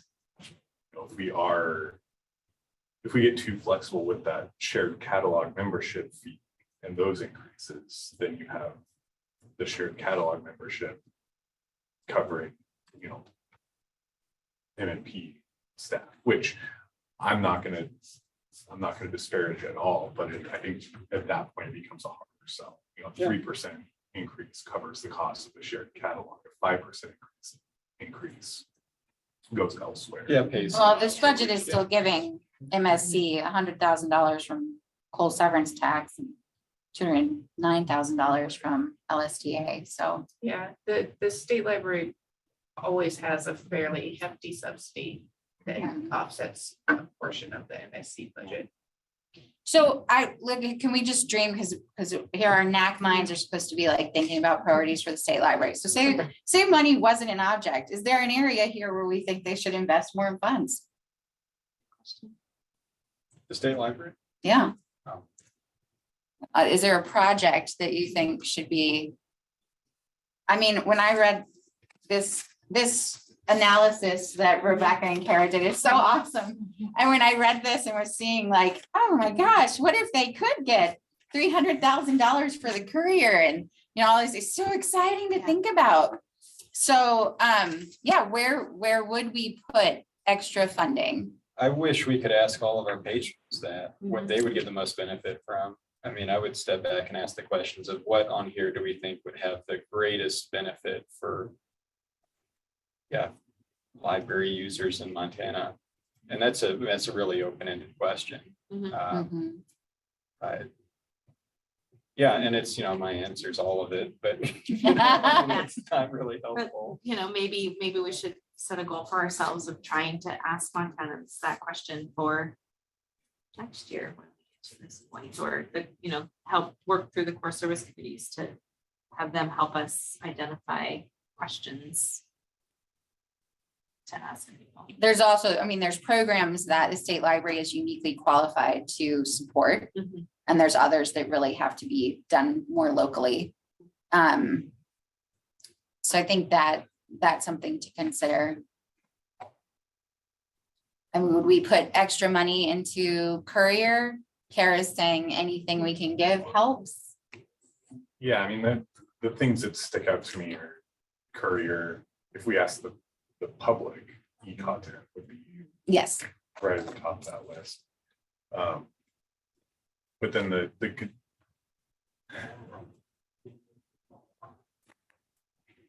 I don't know, I think the public would want more money in Montana Library to Go. Yes. I was gonna say that statewide projects line stands out, because that's where a lot of those collaborative projects live. We've heard from libraries tech support, like Yes. Lori was saying. I mean, I think one of my dreams is we have a technology person in each federation, for example, to support each federation. HP said they do it. Some corporate office in Yeah. HP called me. Yeah, I know, right? Exactly. So if ARPA funds are continued until the end of June 2023, that means that the hotspots continue through June 2023. I think, and I guess I would ask you if you have input. What I would recommend then is that we try to shift a little bit of funding out of that internal wiring budget to continue the hotspots through June. And I think there's probably enough cushion in that budget to make that happen, if that would be your recommendation. We will certainly have answers to the questions about the ARPA extension by your May meeting. And so I think at the May meeting, we'll want to revisit that ARPA budget.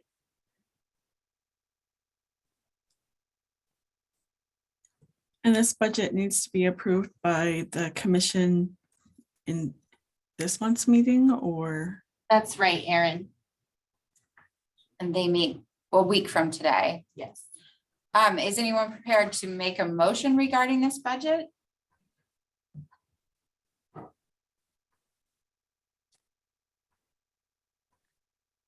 mean, I think we could, a lot of it's pending that Right. ARPA funding and how much of it goes to that interim position. So if it's appropriate to make a motion that is, you know, approval pending the expected ARPA funding situation.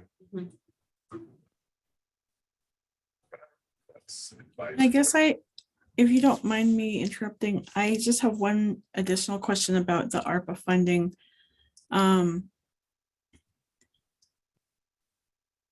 We're saying if it continues, then part of this overflow of the budget will be covered by, is because that's currently in ARPA funding, or I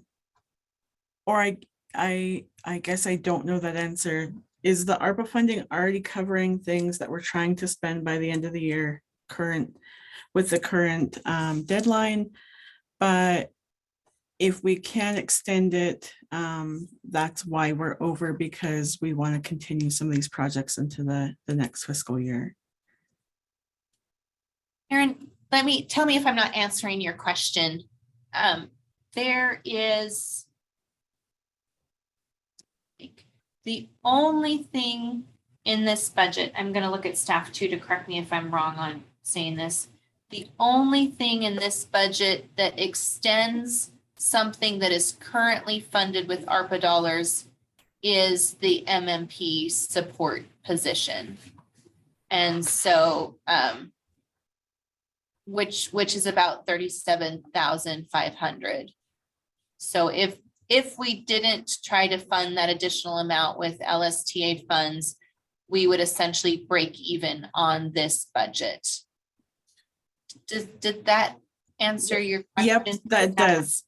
Because that was one of the things I was questioning, was just we keep saying if we do get an extension, we're good, but if that money is already being allocated elsewhere, then we're not really good. But no, you answered that question, that in fact the first statement is true. Am I forgetting anything? Am I misstating that? So that, I mean, I think that's a helpful way to phrase the question before the NAC too. So then if we say that we make a motion for this budget contingent of the ARPA funding, and if not, if we can't give that ARPA, that extra funding, then we have to say that position ends in December and the budget will still be fine. Yes. Okay. Unless we want to cut other areas. Yes. To prioritize that position. But I don't know, we found a lot of. Yeah. We didn't find $37,000 to wiggle. Mm-hmm. Yeah, and it sounds like we have about fairly high 3,000. confidence that this ARPA extension is happening. We You don't have it in writing. We have a verbal commitment. Yeah. Exactly. Well, then I would make a motion to approve this budget pending confirmation of the verbal. I don't know what you ARPA call that. extension. Extension of ARPA funding. Do you want to include a suggestion that the economic development line be Yes. zero? So the motion would be to approve the budget pending extension of ARPA funding and zeroing out a recommendation to eliminate the economic development funding for FY23. Enough? Okay. Would anybody like to second this motion made by Sean? I would second that. This is Erin. Okay, thank you, Erin. We have a motion by Sean, a second by Erin. Any further discussion?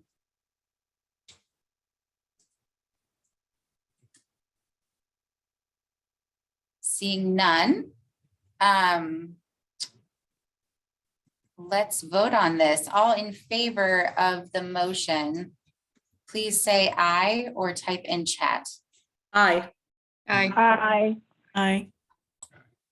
Any opposed?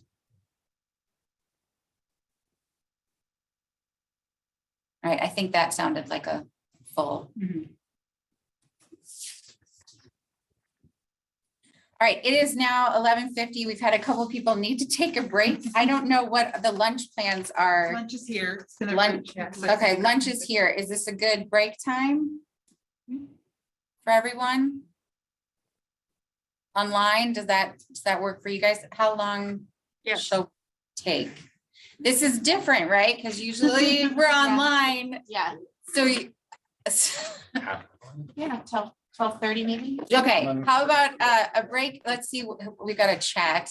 Let's see what that says. stepping away Yeah, for a bit. okay. So we have a break until 12:30. We will reconvene.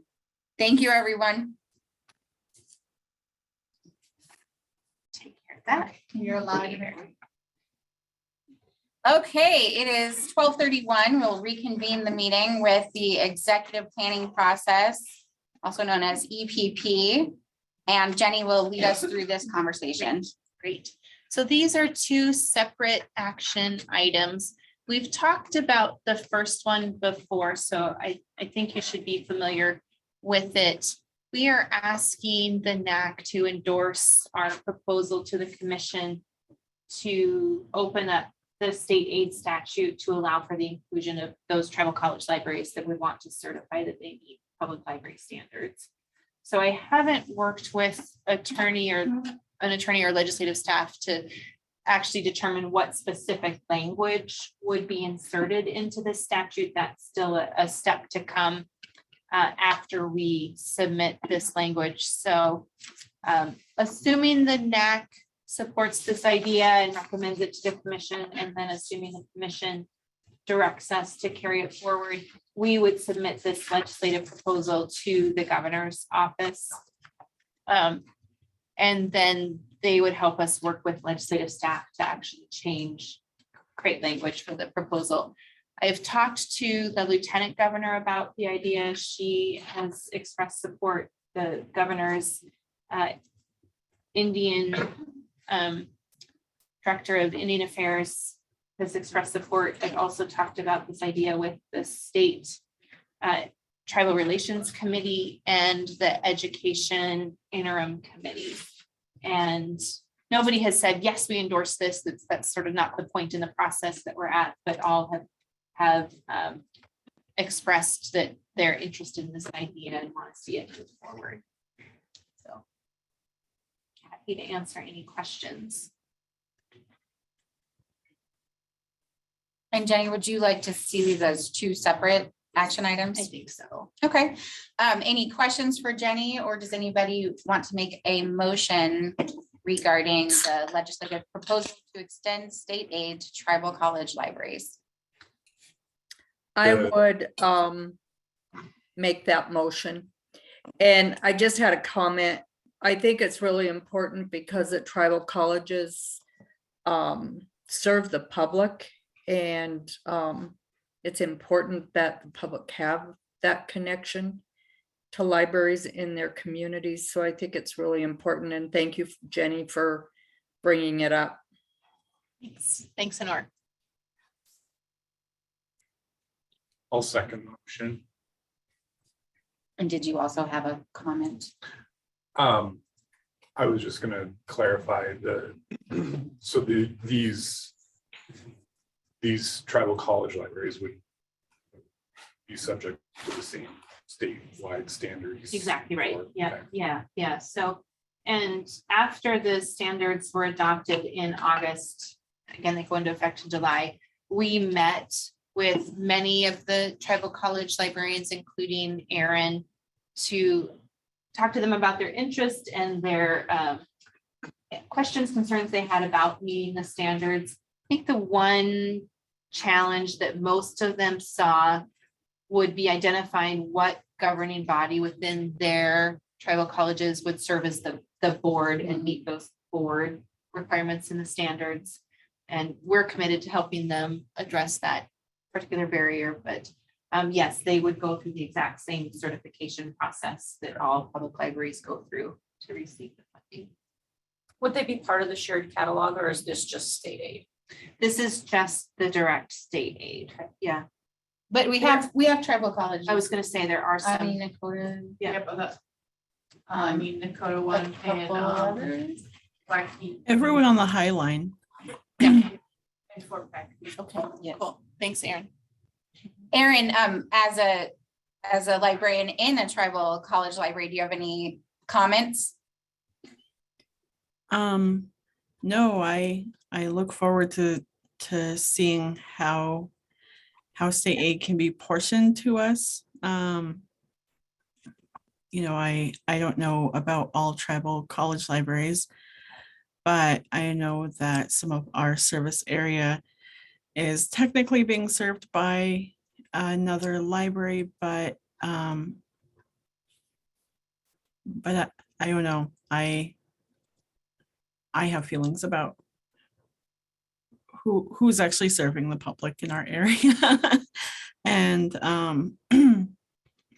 and I think it would be very beneficial because there are certain I know the state aid wouldn't be tons of money, but it would definitely be money that can go specifically towards public, like fiction titles and things that I just don't have in my budget and can't justify in an academic budget. But I'm still serving the same population. I'm just not able to provide them with some of the same things that a public library can. But we are making do with what we have, and the community responds really well. So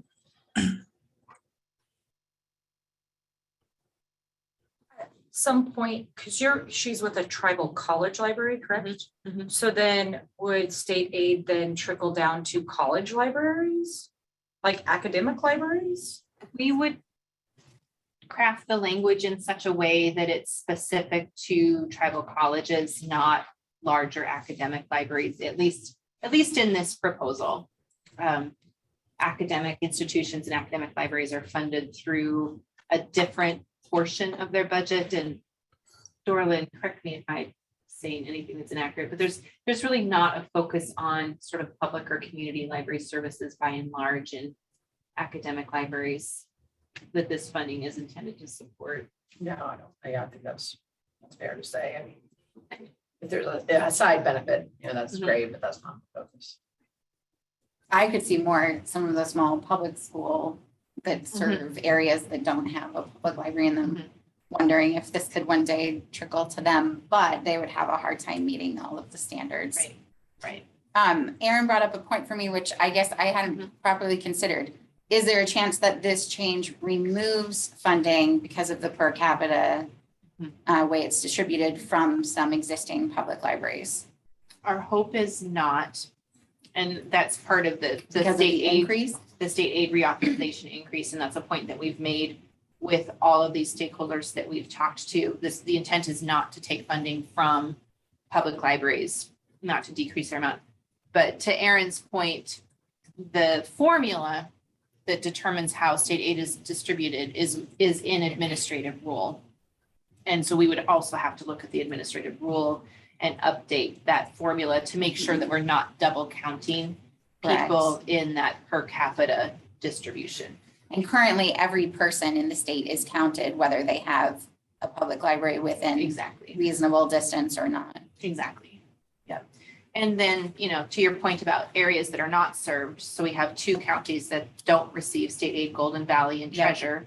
Treasure County contracts with Rosebud County. So their state aid goes to Rosebud County, but Golden Valley, their funding goes to the South Central Federation. Yeah. But, should Lavina or another school in Golden Valley County decide they want to be a school community library, then that would be another library that could potentially receive state aid.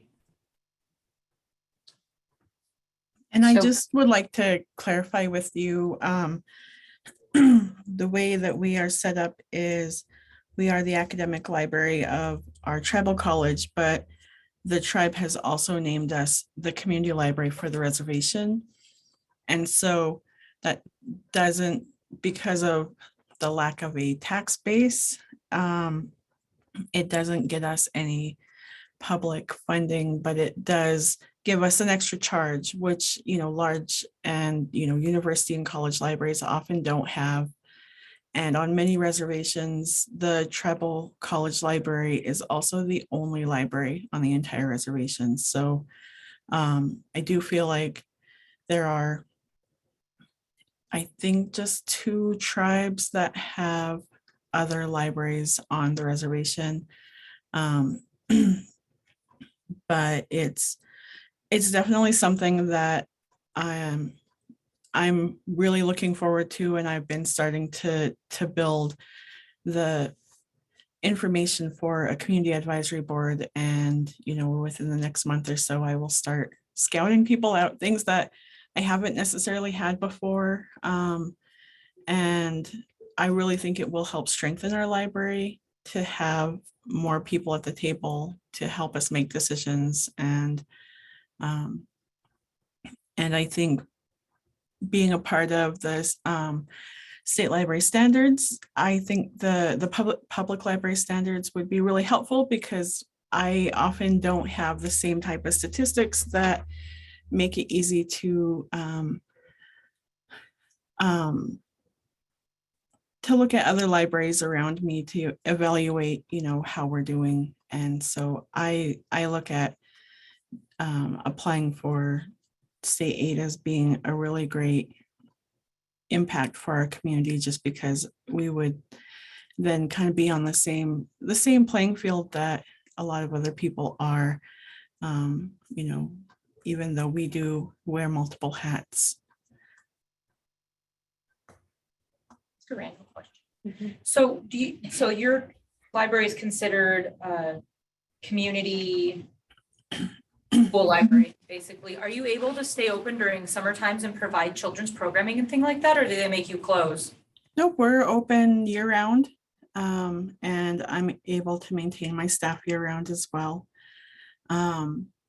We actually do shorten our hours by 8 hours a week in the summer. We're open 10 hours a day, Monday through Thursday, and then 8 on Friday. I definitely think it would be exciting to potentially do children's programming this summer. We don't, because we don't want to step on the toes of the Glacier County Library, who often does summer reading. And but even, we've definitely thought about, teen and adult summer programming that isn't being filled by the other library system.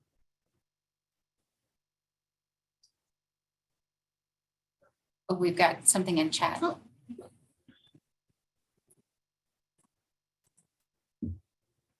Yes, this is a real feel-good one for me. I think we've got a motion and a second. All in favor, please say aye or type in chat. Aye. Aye. All opposed? Any abstentions? Motion carries. We wholeheartedly support the commission to submit this legislative change. Great, thank you. And then the other item is pertaining more to our budgetary requests that the State Libraries Commission will be considering. We have to submit our initial round of budget requests to the governor's office on June 6th. And so the commission will be considering these at their April meeting. And so I wanted to bring your attention to the ones that specifically pertain to libraries and get your feedback to take to the commission. So just walking through these specific requests. The first one I would characterize as just really a housekeeping request. It pertains to how the legislature appropriates our LSTA funds. So it doesn't change any funding in the bottom line. It doesn't result in any increase or decrease revenue. It just gives us more flexibility to make sure that the funds are appropriated in the fiscal year that we need to have them funded. I'm going to skip the second one and drop down to the third one. The third is endorsement of the state aid request that we have been talking to the Montana Library Association about. Included in the request is an increase in the 40-cent per capita authorization that currently exists to 50 cents per capita. And then in talking with them, we felt like it was appropriate to make a more aggressive ask for funding this legislative session. And so you can see the proposal in the accompanying analysis. And while it isn't necessarily per capita per square mile state aid, it's really essentially funding that funds all of the base funding and infrastructure for libraries to offer the services that they offer. And so with knowing that there is legislative intent to have equitable library services across Montana, there's a real argument to be made to make sure that all libraries are able to offer this base foundation of library services. And so that's how we're justifying this kind of request under the umbrella of state aid. We're happy to go into any detail about any of the specific items that would be funded. The MLA board did vote to support this recommendation at their board meeting on Monday. And so there's sort of two paths by which this legislation could move forward. We need the legislature to reauthorize state aid because it sunsets next year. And so regardless, there will be legislation that extends that sunset, and then ideally legislation that increases that 40 cents per capita to 50 cents per capita. The state library could submit the full $5.3 million request to the governor in our budget requests. And we've had some conversations with the lieutenant governor about that. So I would be comfortable moving that forward. It'll be up to the commission to decide if they want to. Regardless of what the commission decides, MLA can still work with the legislature directly to carry legislation for this funding. So there's sort of two paths that this funding could take. And then we would know whether or not this funding is included in the governor's budget somewhere between September and November, unless they just shoot us down right away. But regardless of that option, there's this other option to work with the legislature directly. And I want to acknowledge Lori and Mark and then Mary James from Macomb County.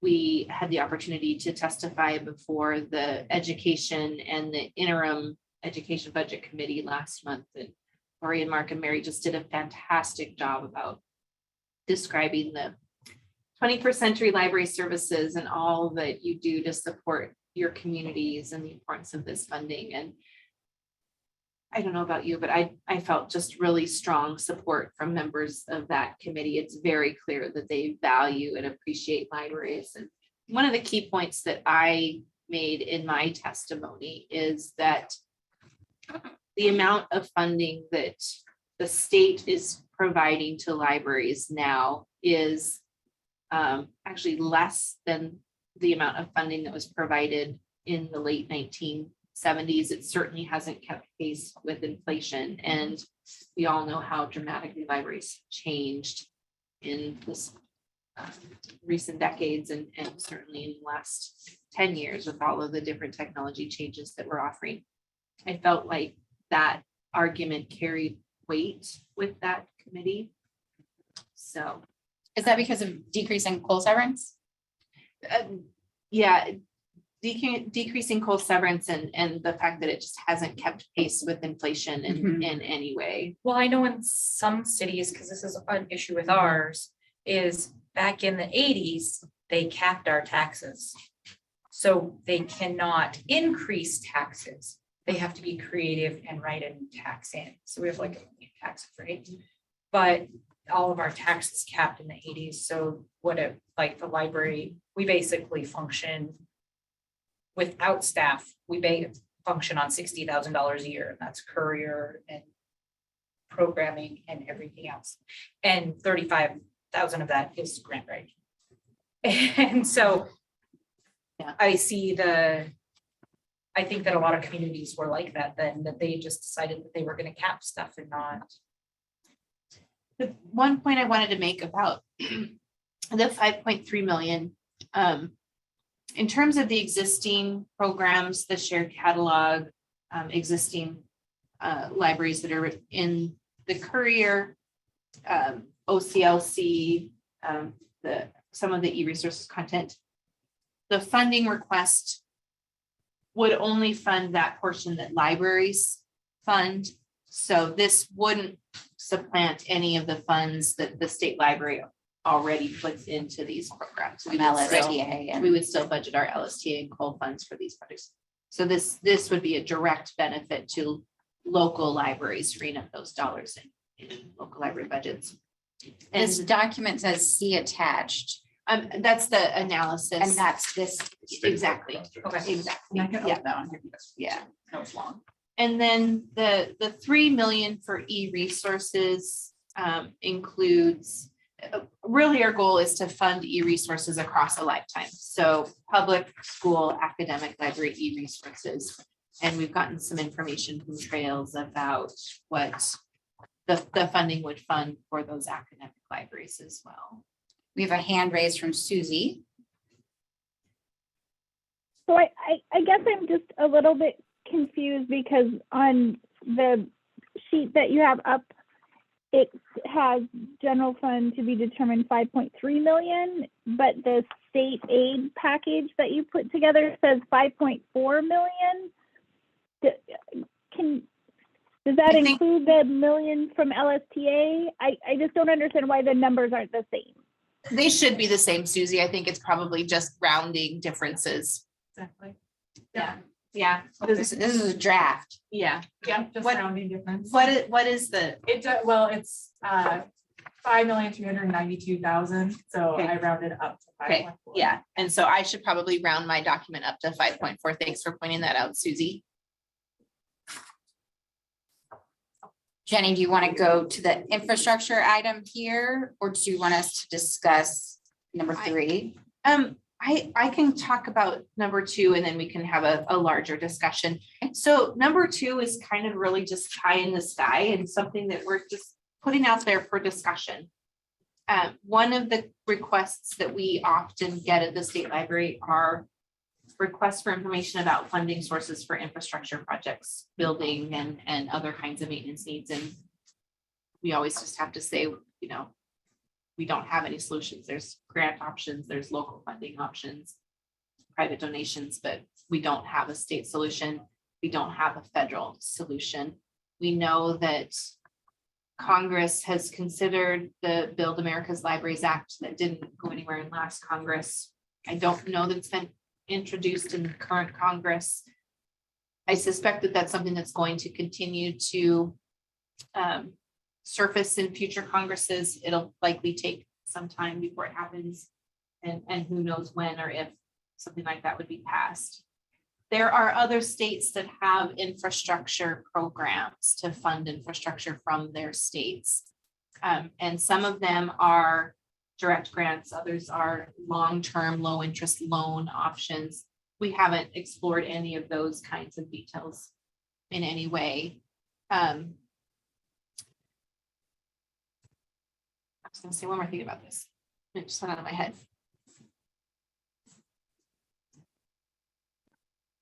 We know that there are infrastructure needs in the state. And I know all of you know what your infrastructure challenges are. And so the idea behind this program would be that we would ask the legislature for some appropriation and mechanism to implement, like I said, either a granting or a loan program.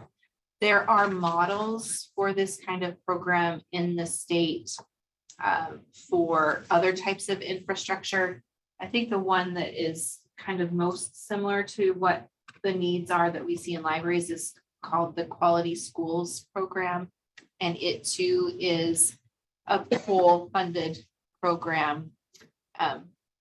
We should think about having an overview of the coal severance tax for you. I think you'd find it fascinating, but there's a completely different bucket of coal funds that come in that fund infrastructure programs for the state. And they fund, one program is called the Treasure State Endowment Program that funds a lot of water, sewer kinds of infrastructure projects. Another bucket in that infrastructure program is Quality Schools, where schools who have infrastructure needs can apply for funds. They apply for funds through the Department of Commerce. The Department of Commerce ranks those programs, those applications, and then their rankings go to the legislature for funding. So there's models for us to consider if we think that that's something that we want to talk about with the legislature. There's a lot of money out there right now in the state and there's a lot of infrastructure funding. So I could in no way guarantee that we would be successful with this. This is a brand new conversation to have with the legislature. But again, I don't think the timing could be any better to start having these conversations with them and educating the legislature about the needs that exist. Amelia's letting us know she won't be here for the Core Services Committee discussion. Oh, and Colette has shared the coal severance tax fund. Sure. Thanks, Colette. It's such a fascinating document. I love it. So I'd like to just make a comment, I guess. I like the fact that we add in every now and then a huge ticket item because it seems like the state library has kind of been one step ahead of we've been one step ahead, I guess, of the world. About 6 years ago, we put in several million for infrastructure for, last mile broadband, and it was obviously passed over. But then COVID happened, and then it was suddenly like, oh my gosh, if only we had funded that, so I think even if they don't entertain this, I think it's good for us to have this as a suggestion for funding because,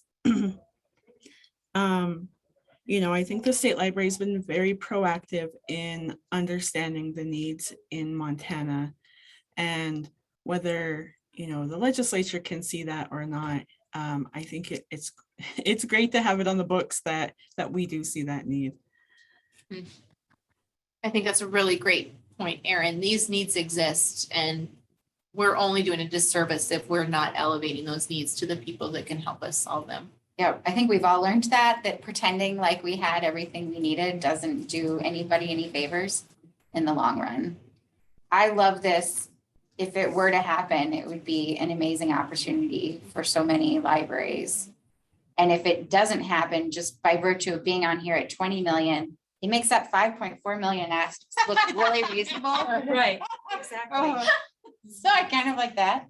I did have a question about when you ask for the number 3, is it going to be presented all as one package? Because part of me is like, can we do that 50-cent increase separately to improve the likelihood that it is passed? We've been strategizing a little bit. When I say we, I mean me and Nanette Gilbertson, about sort of a gold, silver, and bronze ask. And, maybe gold is even more than 5.4 million. I don't know.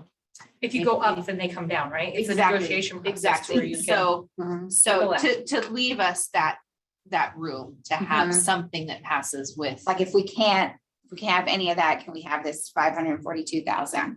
Exactly. So I think that's part of the strategy in starting to talk about this legislation. And explain to me the strategy of having it presented as a Montana Library Association request. So if, as a state agency, the governor directs us to not include it in our budget requests or chooses not to include it in his budget, then there's still an avenue for MLA to work directly with legislators to carry legislation. It's called a dog and cat bill.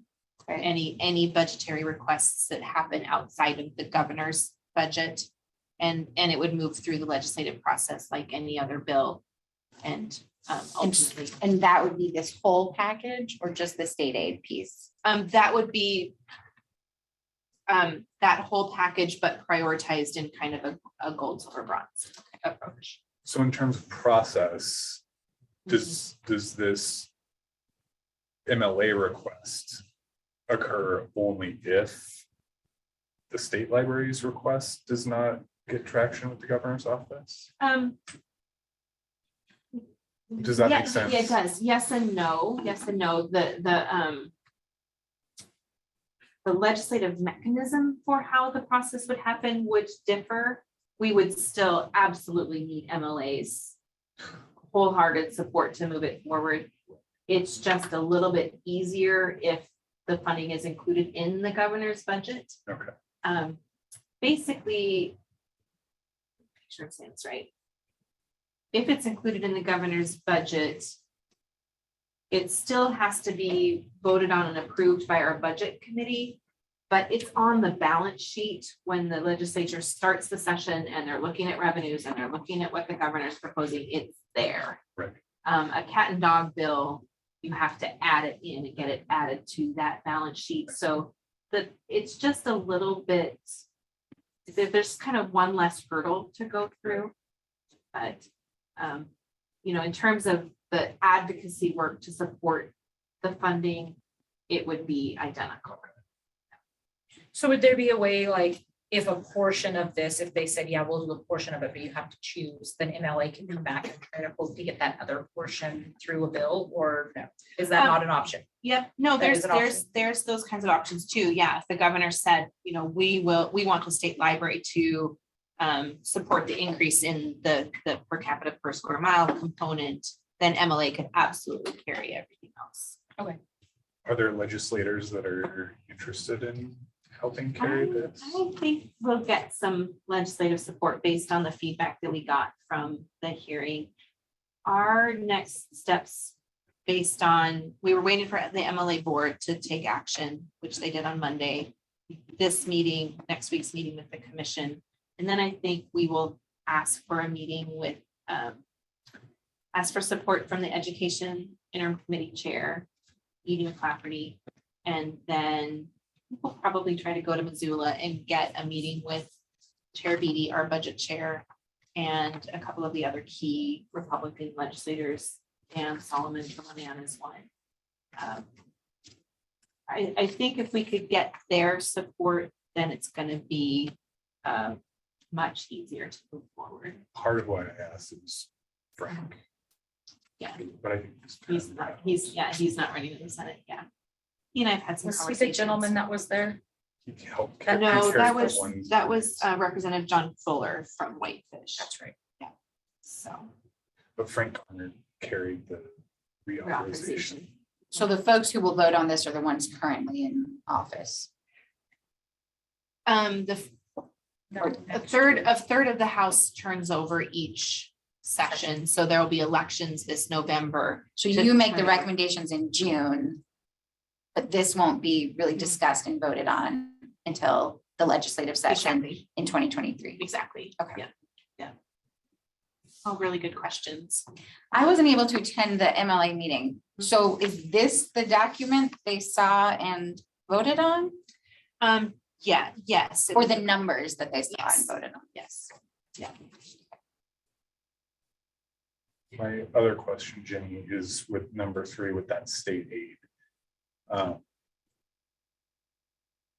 Obviously, the intent of this is to ease the burden on libraries locally that, from our existing budgets, we wouldn't have to absorb the cost of shared catalog or CLC, the list goes on. What's the mechanism for ensuring that local funding then doesn't decline? We just don't That's a tell great them. question. No, there Really is, serious essay. that's a good question, that there is law, I know that there is, but it has it's to be enforced. it- Yeah, right. Yeah. And I think, but I wonder if it's an advocacy Mhm. piece Yeah. that and MLA is really wise about stuff like this. and recognizing those hurdles before we get to them. But Yeah. I'm acutely aware of what that conversation would look like. Yes. Flathead County, if we were to get this windfall. So then a question also, it would be like, when you're saying that local funding, are you talking like, because our funding is mill levies, so the taxpayers voted on that. Can they take those mill levies away, or those that they're once they're voted on? Do you know that? According to law, state aid, any increases in state aid cannot result in a loss of local funding. Okay. State funds cannot supplant local funds in that way. Okay. I believe locally, though, there is some way that a commission or council could opt not to collect that mill levy. Yeah. However, if they collect the mill levy and it Yeah. is dedicated for the library, it can Yeah. only go to you. Yeah. Right. Right. So it exactly. can't, they can't benefit them. Not collecting it does not benefit any other department. You could not collect it as a gift to your taxpayers. Right. Right. Right. And so there's like, There's, it seems like there's enough loopholes that there's ways to achieve that. But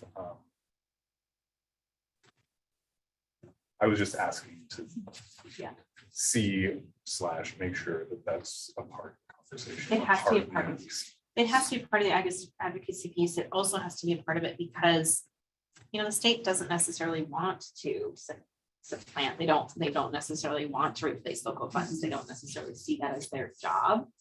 So it'll be really important for libraries to talk about what else is important to your communities that you would use those funding for, and to really use that language that these are foundational services. We cannot operate as a library without these services, and they should be available to all Montanans through their libraries. Well, and I think it's an advocacy piece for the state library to be aware of too.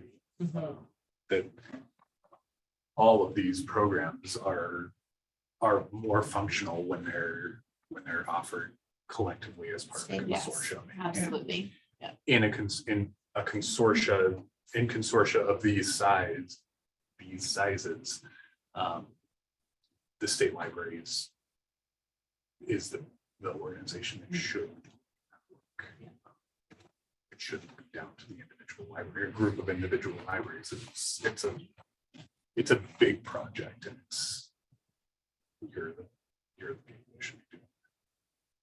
It makes the cost share formula committees work really easy. Yes, it does.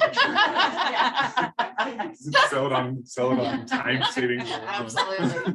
Do you think that there would be concern in the legislature about an ongoing commitment? You're making these requests this time. Implied in that is that you might want them to continue to fund in the future. And you would. Yeah. That these would all be ongoing. Yeah. Yeah, I guess I'm just wondering if that's Yeah. like the infrastructure is one time only question mark. Yeah. That will be one of the challenges to address.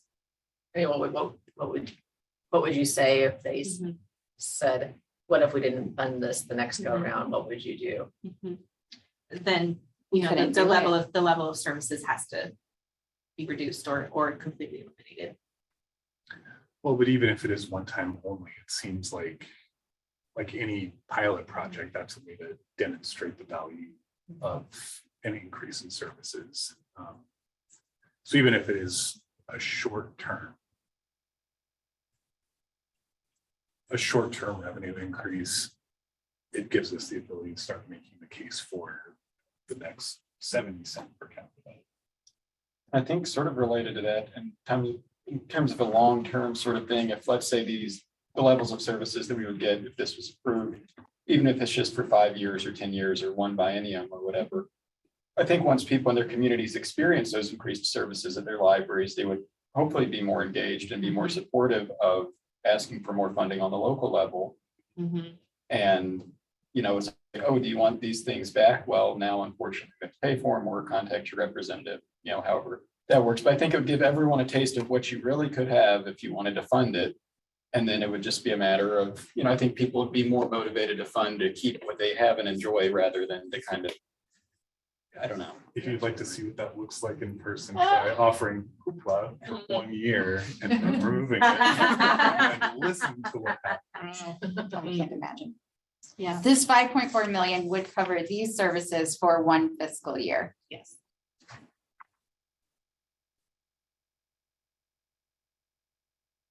All It's right. one fiscal year, not one biennium. One fiscal year, that's an annual cost. Okay.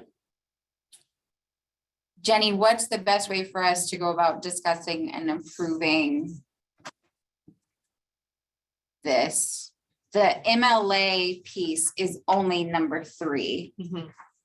Yeah, like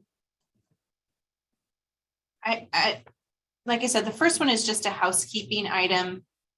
So we need to carry that forward.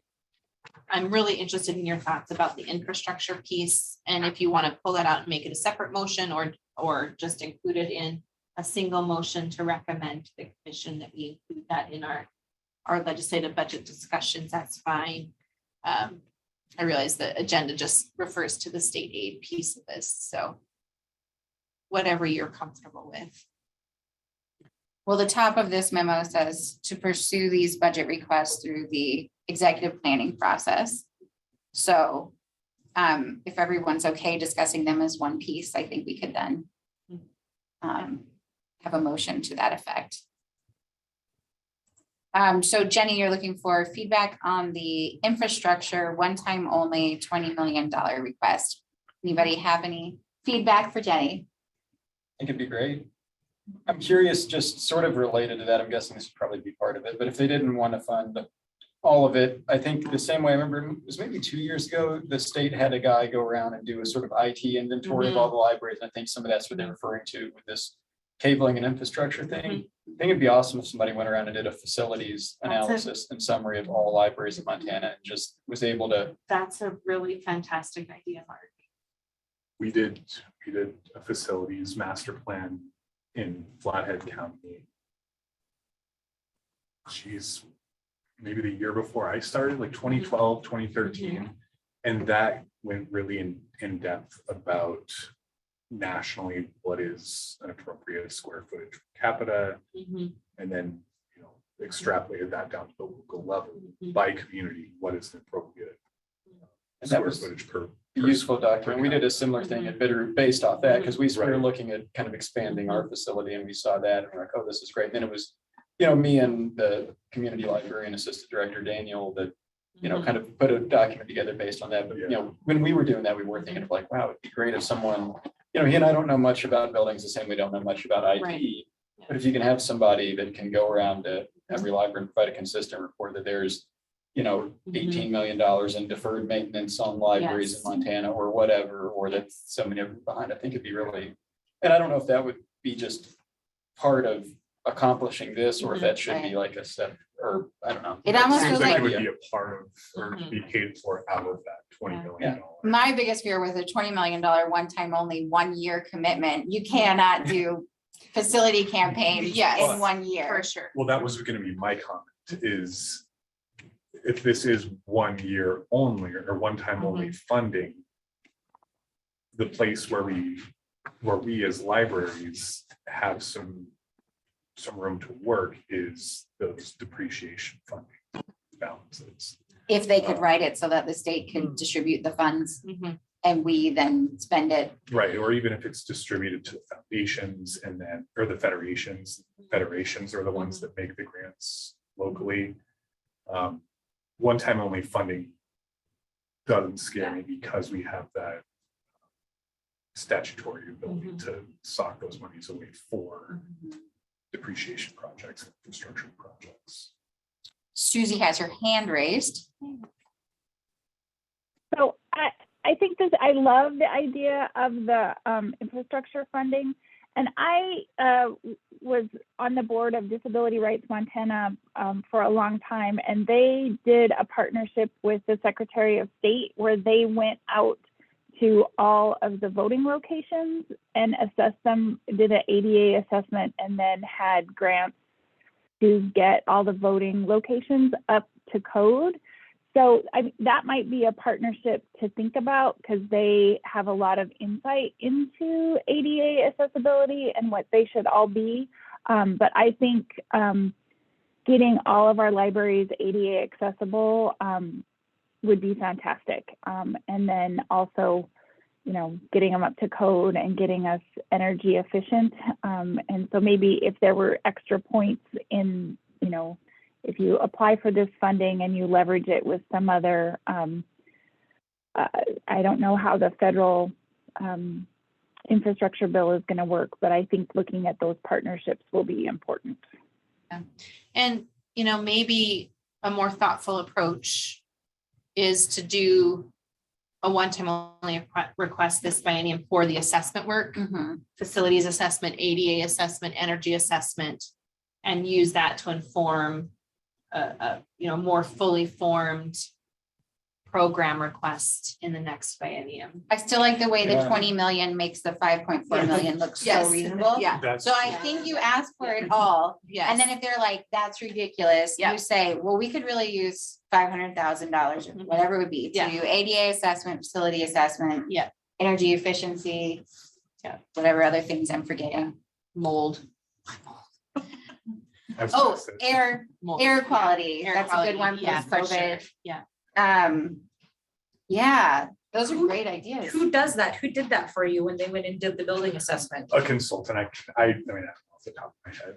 I can pull it up. I don't know. off I the was top just of my head. curious. But it was also because- 10 It was years just, ago. it was it was 10 years ago, but it was, Yeah. it was a consultant that does facilities planning for, I don't know if it was library specific, but for public institutions. Well, I'm just curious because some of them, like a lot of these Carnegie libraries, which there's not many Carnegie libraries left, but they're on the National Registry. And to make any sort of changes in those, like, to have somebody come in, do we, like with the state library, if they were gonna have somebody go around and do that assessment, would they have to be certain certification? Like, what are we looking at that point? And that's why I think Mark's idea of having somebody go and actually step foot in these Mhm. facilities is a Yeah. good one, because even like, I mean, Missoula might be the exception, but like Bozeman has been a new building long enough that they probably still have some HVAC work to do or some sort of capital improvements to make. And that's a very different cost than it would be to do something in a Carnegie library. Well, and you'll have some libraries that would be looking to, like, it sounded like you guys were thinking of, do we need a whole different facility versus what can I do to this existing facility? Right. So. Yeah. I think it would be a very comprehensive look. A very comprehensive look, exactly. And then, future funding for infrastructure, could fund everything from additional assessments to architectural work to other kinds of planning to actual build.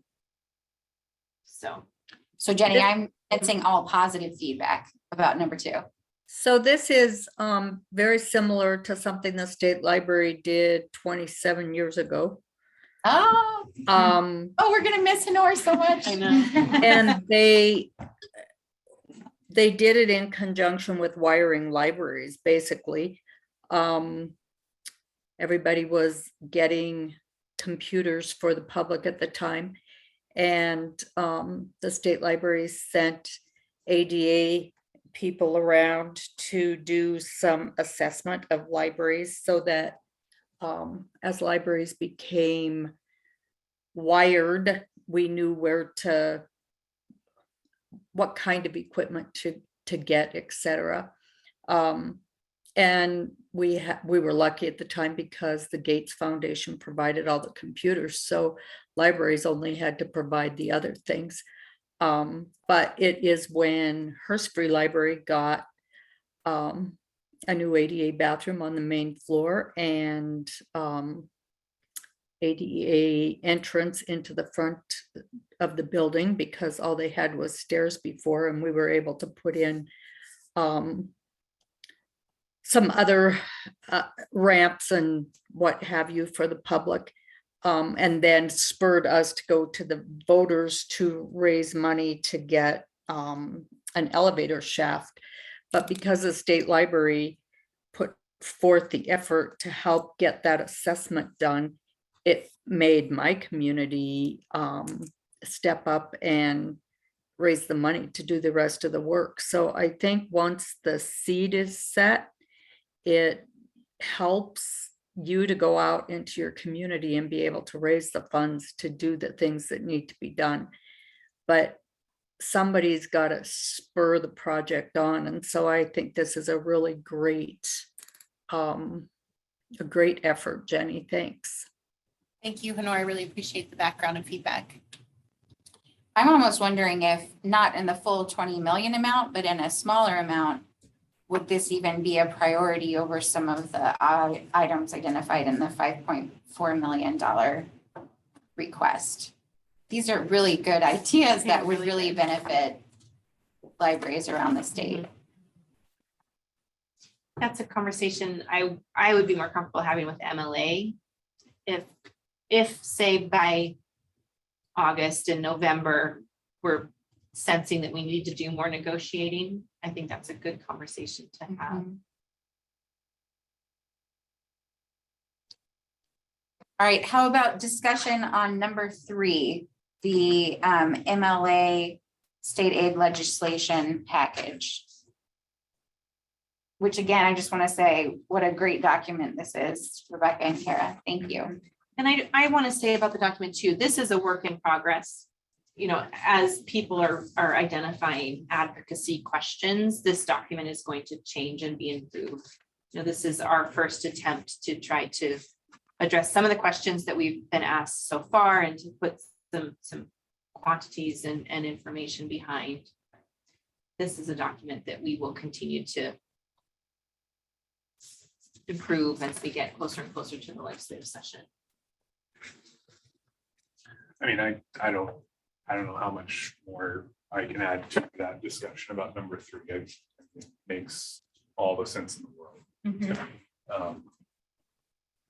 I mean, I can think back to working alongside Susie when she was on the Montana Library to Go committee, conversations with state library staff and with Jenny specifically about how much it would ease everybody's burden if all of these big collaborative projects were under the umbrella of the state library. Not just with implementing them and maintaining them, but funding them as well. The amount of time that goes into sorting out cost sharing and the amount of work that goes into explaining to our boards and to our commissioners and counselors is just enormous to explain why we're paying, 5 figures in subscription costs to the state library. To not have to do that anymore would be a game changer. And that's before you even get to the cost savings at the local level. So the other thing that I think is with CI 131 looming in the background, if some of those costs can be removed from libraries, it will be really important, because if, for instance, we've been working in Missoula County about, it would take 10% of Missoula Public Library's budget away, which is our entire materials budget, $365,000. And how you make that up is by either firing 8 people or not buying books. Not buying books, which isn't possible, or by cutting hours to the public. And it's really hard to make a decision as to those kind of cuts.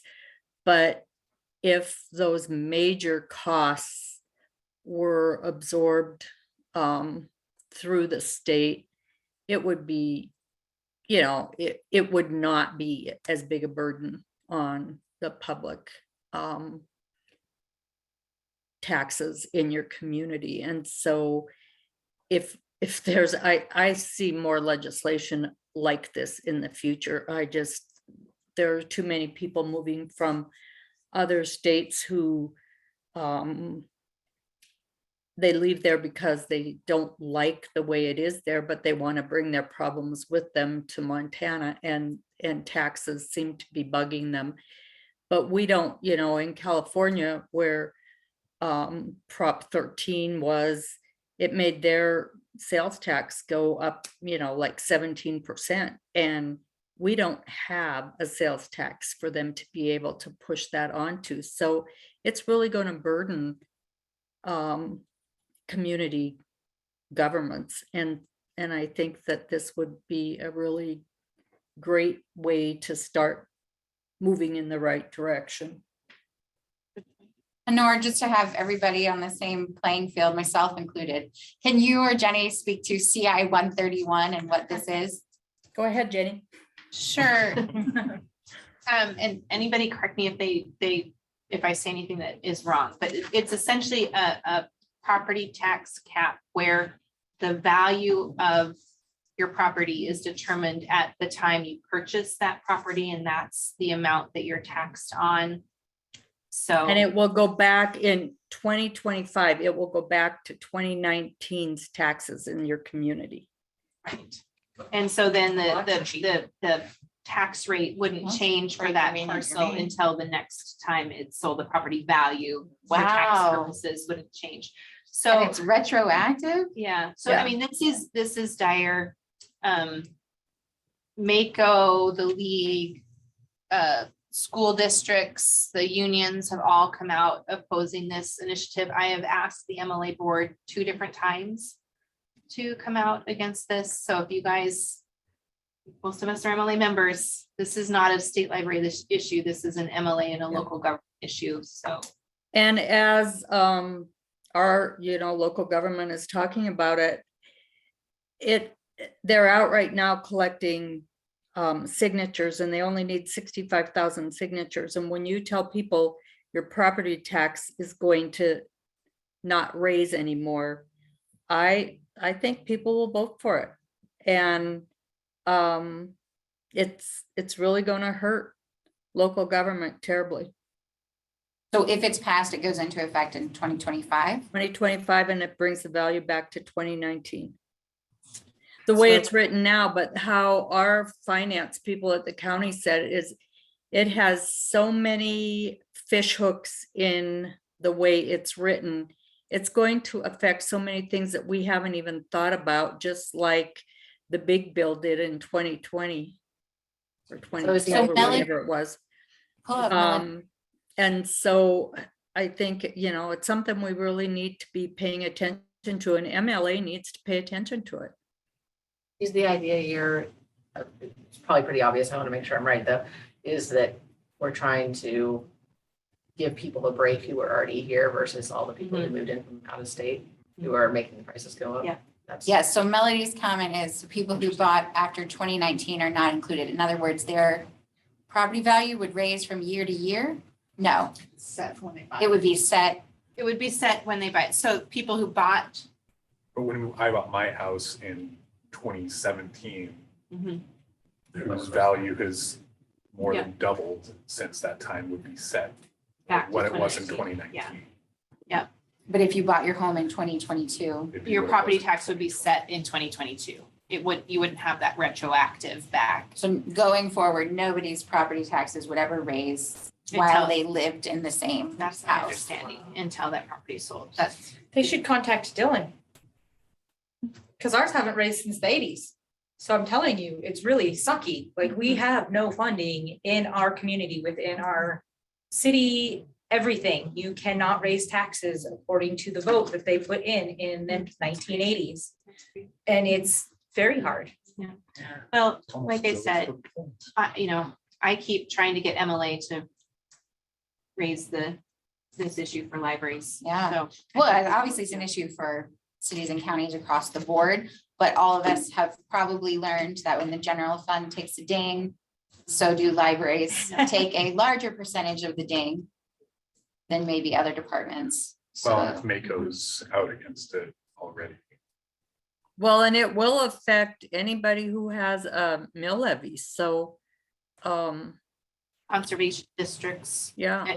anyone, university system, yeah. So it's something that if MLA isn't listening, then we need to be contacting our MLA representatives because That they was need my to be question, Jenny. paying attention. should we make a NAC recommendation, or we just as individuals could send emails to MLA? I think we just have to do it individually. But I'd keep NAC out of it, keep the Yeah. state Yeah. library out of it. I think so. Yeah. Well, thank you, Honor. I feel like I have something new to have nightmares about. Just add to the list, right? At a time when things seemed rosy. Mhm. Okay, other questions or comments on number 3? Does anybody want to make a motion? I believe the motion should be something. Oh, yes, Susie. I'm sorry. I have a question. With a high profile, imagine if not having their state aid, with that whole controversy, can you clarify for me what happens? Like, if a library does not qualify for state aid, then how is that money allocated? Does it go back to the state or is it reallocated to the other libraries? It's reallocated to the federation. It goes to the federation and is applied to that federation's plan of service. Great, thank you. Bet. Yeah. It's probably rare over the years. There are currently 3 libraries that are not receiving state aid. Okay. In addition to the Consistently. county, in addition to Golden County, whose state aid is redistributed. Right. Yeah. I guess I did have one question. These numbers, Kara, do they take away the cost to individual current member libraries, or do they also assume the cost were we to onboard every public library in the state? Well, for the shared catalog and OCLC, those are as is. So no, that the shared catalog figure is not comprehensive. What did you say there was? There's 15 public libraries. You guys can't agree. It's not real smart with that. It's far enough away that it's not catching the words correctly. The shared catalog and OCLC numbers are not comprehensive. Well, OCLC is essentially all public and academic libraries. And the Courier is hypothetical, serving all counties. Overdrive is the current program cost. So these are mostly costs to fully fund the programs as is. And the hotspot program would be just continuing the current amount. Exactly. Yep.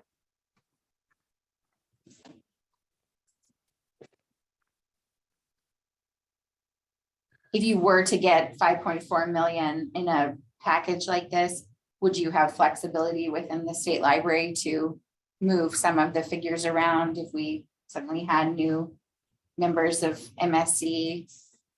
We would have to make sure that the legislation gave us that flexibility.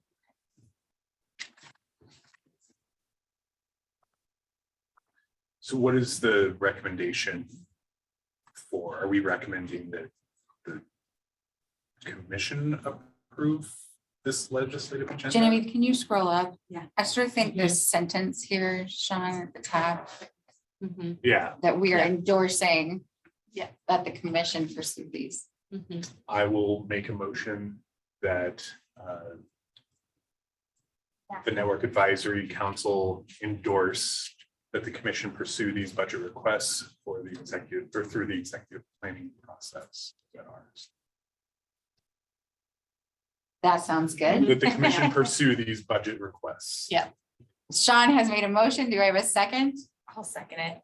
Okay, thank you, Lori. We have a motion and a second. All in favor of this motion, please say aye or indicate your vote in the chat. Aye. Aye. Any opposed? And any abstentions? Motion carries.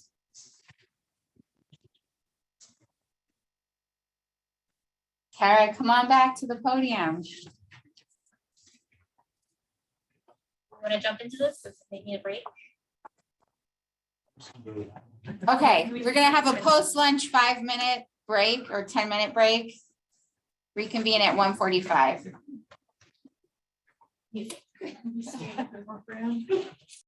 Okay. Folks online, can you hear me?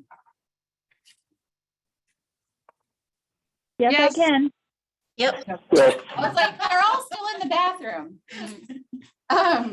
All right, we have Kara leading us in a discussion of the new plan for LSTA funds. Thank you. Okay, so at your last regular meeting in March, we went over the plan for drafting the plan. The plan for drafting the new 5-year LSTA plan, which is due to IMLS at the end of June. And so we just submitted our evaluation from this last 5-year plan, IMLS, and we are expecting recommendations from our evaluators, quality metrics, hopefully in the next couple of weeks. We don't have them here for you for this meeting, but as we discussed last month, we hope to incorporate their recommendations as well as any recommendations we received from the core services committees as they work through that evaluation template. We would also like to gather some input from you all today and hopefully be able to synthesize all that into a draft that we share with you next month. And I wanted to just step back for a moment and remind you of the Federation meeting discussions we had last fall, because the questions I'm going to ask you are about community challenges and opportunities and also library specific challenges and opportunities. And to refresh your memory on what your colleagues around the state identified as challenges. And we were really focused on community-specific challenges. So obviously the rapidly growing population in the state and residual effects, lack of affordable housing, wages not keeping up with cost of living, rapidly changing communities, where population is actually in decline. There may be issues serving the aging communities, difficulty in attracting professionals or new businesses to town, lack of activities for young people, homelessness, poverty, addiction. So lots of daunting challenges in our communities. And then I jumped down to, we didn't really talk about community specific opportunities in those discussions, but we did ask the Federation members to weigh in on what kind of support they would like to see from the state library if that were possible. And so, as we already discussed earlier today, IT support is definitely a need, ranging from in-person staff help to virtual assistants or helping patrons with their various devices or just helping to train them on how to use software. And also some library specific needs addressed were ready-made programs, like programs in a box, programming kits, marketing support, subsidizing statewide resources, which we've talked a lot about today, help with building assessments, which also came up, support with legal and local government issues, and of course funding. So that was a quick overview of what the Federation attendees came up with last fall. And what I wanted to ask you today, I wanted to ask how you want to do this. Do you want to have a discussion and jot down notes, or do you want to have some time to think and write down on sticky notes and then kind of stick them on here? Which way do you prefer? Years back when we did the library development task force, I think we did a thing where like the various items were written out, and then we had little Avery dot labels. We stuck them on them, and that was a cool way of showing like, oh, everybody in the room thinks this is a high priority. Except that we have people online. Exactly. So I think maybe discussion. We can do discussion. And online folks, if you want to add your comments in the chat as we're talking, and I'll be sure and transcribe those as well. Or speak up, right? And then you could.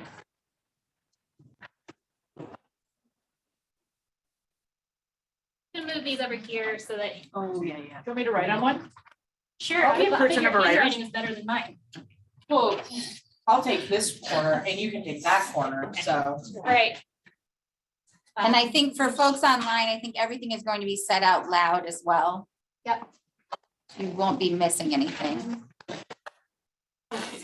So what we're going to talk about is, what do you see as the challenges and opportunities, both in your community and in your library? And then after we've talked about that, we're going to talk about what do we see, if at all, as within the scope of the library's role and or the state library's role. so that we can try to prioritize what we want to include in our library development and LSTA. So which one should we start with? Whatever comes to mind, we can jump in and start that conversation. I've got opportunities over here and Lori is taking Community and library.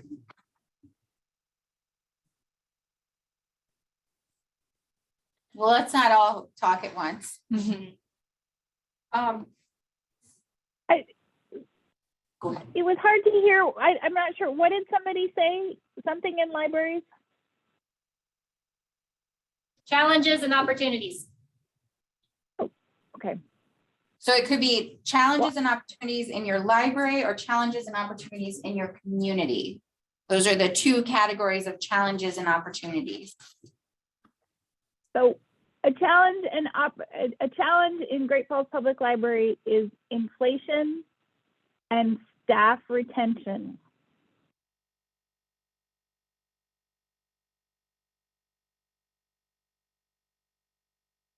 Staff retention.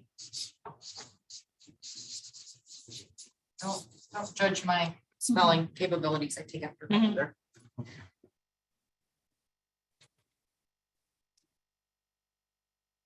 This is huge.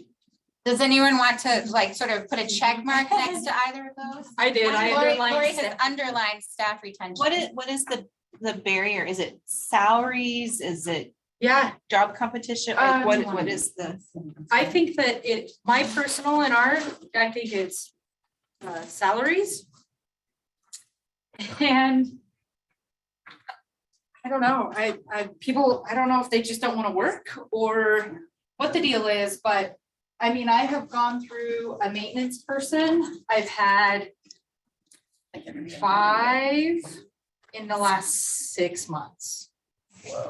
And we just lost our other one. We've had her for maybe a month. We hired her the 28th of February and she go away.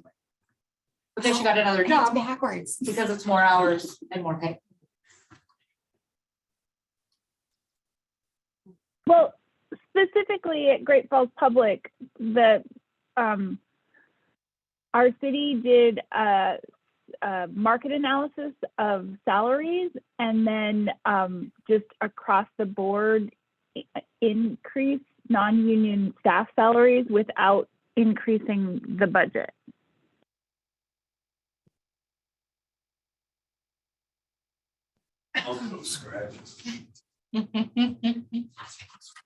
Jonna said library barrier, low unemployment, hard to find staff, community barrier, affordable and available housing.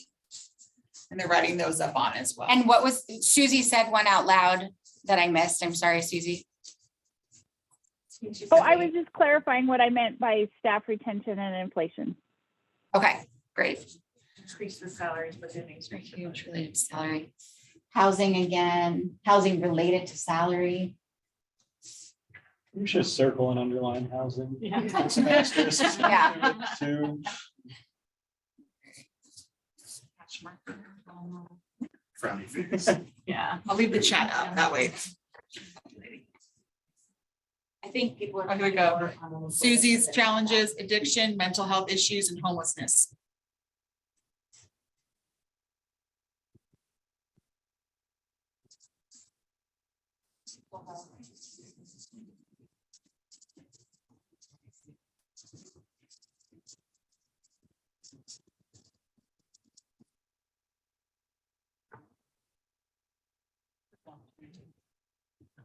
Under library challenges, funding, you know, Funding. in all caps, that's.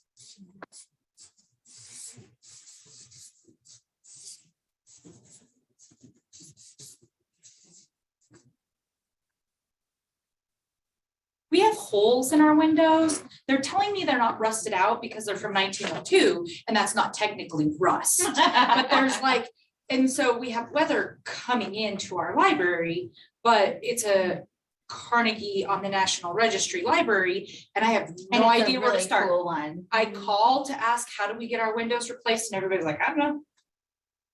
That's where it ends. Like, because who do you get that's qualified to come down to look at them to say this needs to be done because it's on the registry? Who do you Talk to call the for? Historic Preservation Office. Yeah. What's that lady's name? Leslie? No, I don't think that's right. Yeah, I can't remember. Kate is there, but I don't know. But they she have- they doesn't have do other staff. facility Yeah, I was stuff. gonna say they have other staff that does. But they're really helpful, Lori, and they can make recommendations of folks that know what they're doing in terms of historic facilities. Okay. Something that we're dealing with is not just the infrastructure of the facilities that we're in, but the space itself. Like just we recently got reminded of our fire code capacities, and once we were reminded of that, like our programs had to change completely.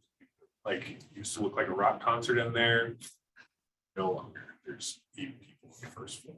tops. And you have to cap, turn people So we away. have to turn away programs, add more programs. It's putting more strain on staff. Like, but it all funnels back to available space. So it's Did that come from the fire marshal? Susie added opportunities, understanding the importance of the digital divide and the role libraries can play. But that's opportunities, not right, John. Oh, would you also like that to be a challenge? I think it's a challenge. I mean, that's certainly a challenge that we live with too. Yeah. It's the digital divide is the challenge. Yeah, the digital divide, yeah. Yeah, And the then- digital divide is a challenge, but I feel like there's more understanding in the community that it exists and it's a problem. I think COVID did help people understand that.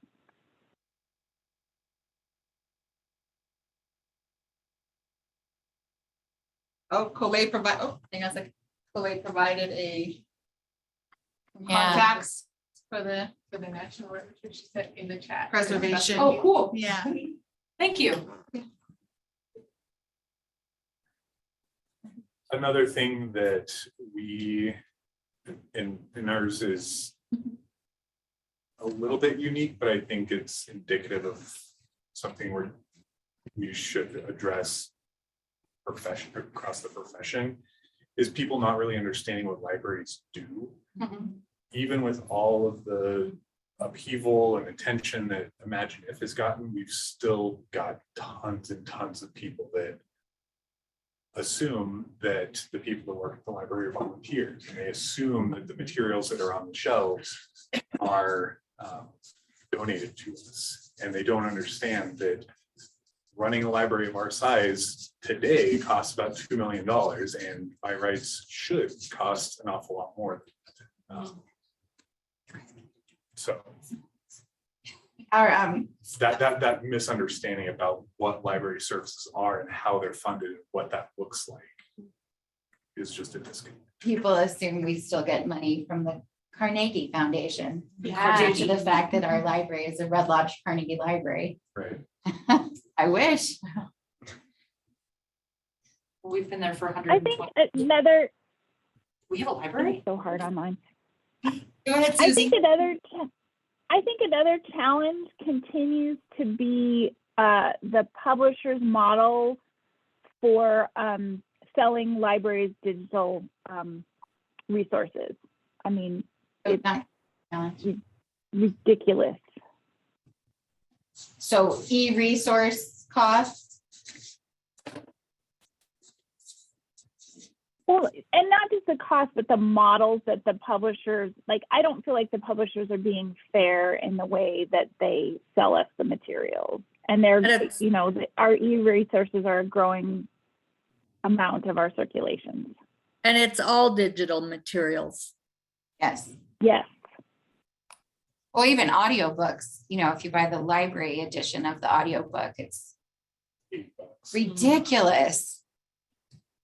Just a note back to Colay's pointing out that Kate, one of the names she gave you, is the person who wrote Yes. The Best Gift, Montana's Carnegie I Library. probably met her. I did. probably spoke at your library. No, she refused. 3 years running. Okay. This one kind of opportunity, maybe not to be too naive or optimistic. B, we do have an opportunity to welcome the people that have moved to Montana here recently. We've seen a lot in the Bitterroot that New come in population. to get our cards. And I think if we're Yes. able to really energize and get them as advocates and have them have really great experiences, you know, I think it's, you know, they come there generally, not always, but with a little sort of less baggage or less other things than, you know, in terms of, yeah, I think they can just view the library more neutrally and more positively perhaps than people, especially in smaller Yeah. communities or even mid-sized ones. So yeah, I think we can really hopefully get them, yeah, excited about Montana libraries. I was thinking in opportunities similarly, Mark, like there's so much demand. We don't have a problem getting a room full of people for story time and checking out the hot spots. Those, you know, was a new service that people just jumped onto. You know, I feel like our usage is great. One thing that Kara mentioned, which you were just reviewing the conversation at the federation level, that lack of activities, I wouldn't go so far as to say lack of opportunities, but lack of activities to do with people that are new to these areas or with young families. The library kind of becomes this de facto jack of all trades, and that's not really in our mandate. So I think just like I think it's a general lack of things to do that are, you know, free and accessible. That aren't necessarily in the library's lab. Yeah. I think on the library side, that challenge is we're asked to do too much. And on the community side, it's we're asked to do those things because nobody else is doing them and people trust libraries.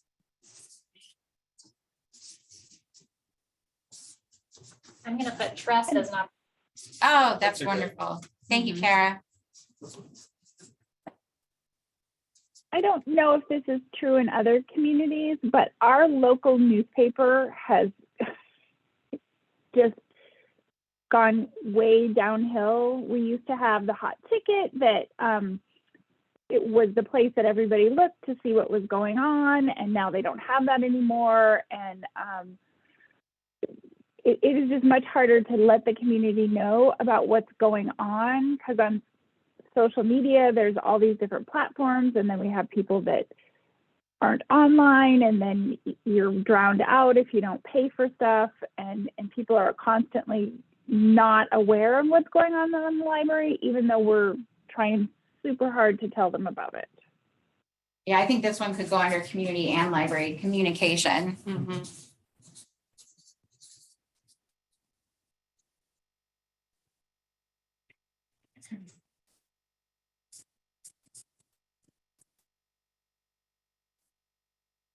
Kara, do you want us to rename things that were on the Federation list? I mean, I think Yeah, we've done that already. Okay, so the aging population, that's a challenge in communities.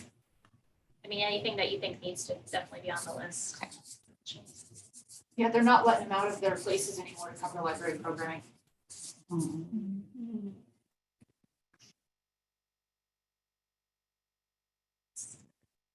I think IT is huge, but I'm gonna say IT all the time. Well, I mean, digital divide. Yes. Yeah.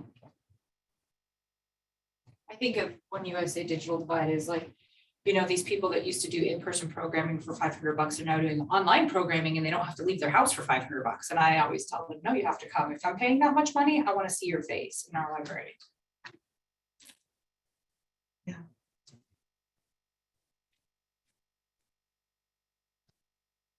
Anything else you want to add to the list?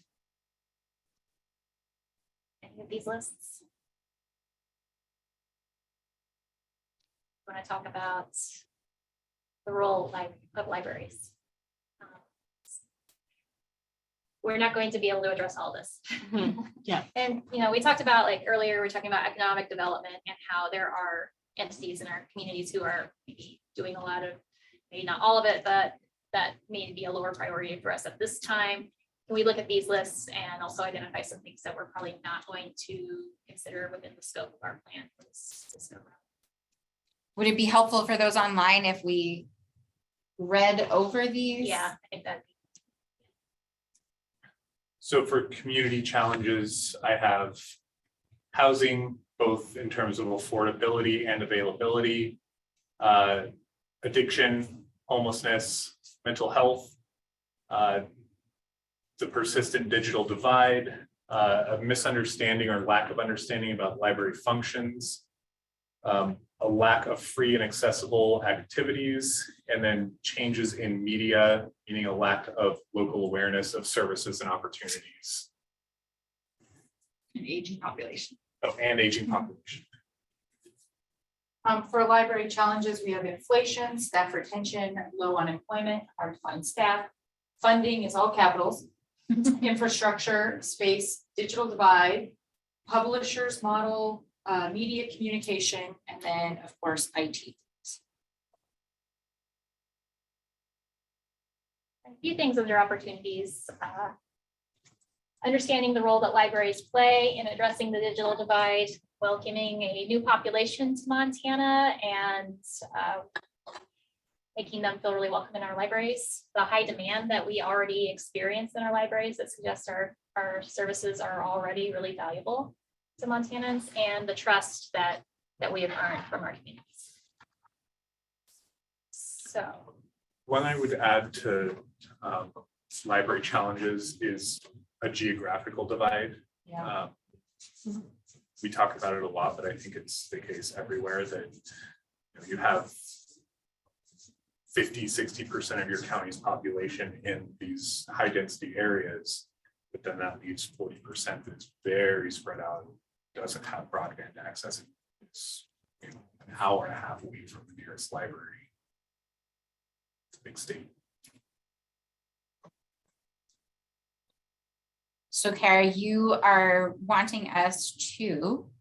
I'd like to know, and this doesn't necessarily reflect everything we're, want to do, but if we're trying to draft a community-focused plan or to try to address some of the issues that you have that are obstacles to serving your communities, which of these would you want us to prioritize in a plan? And what would you see as the role of the library or the state libraries in addressing some of these challenges?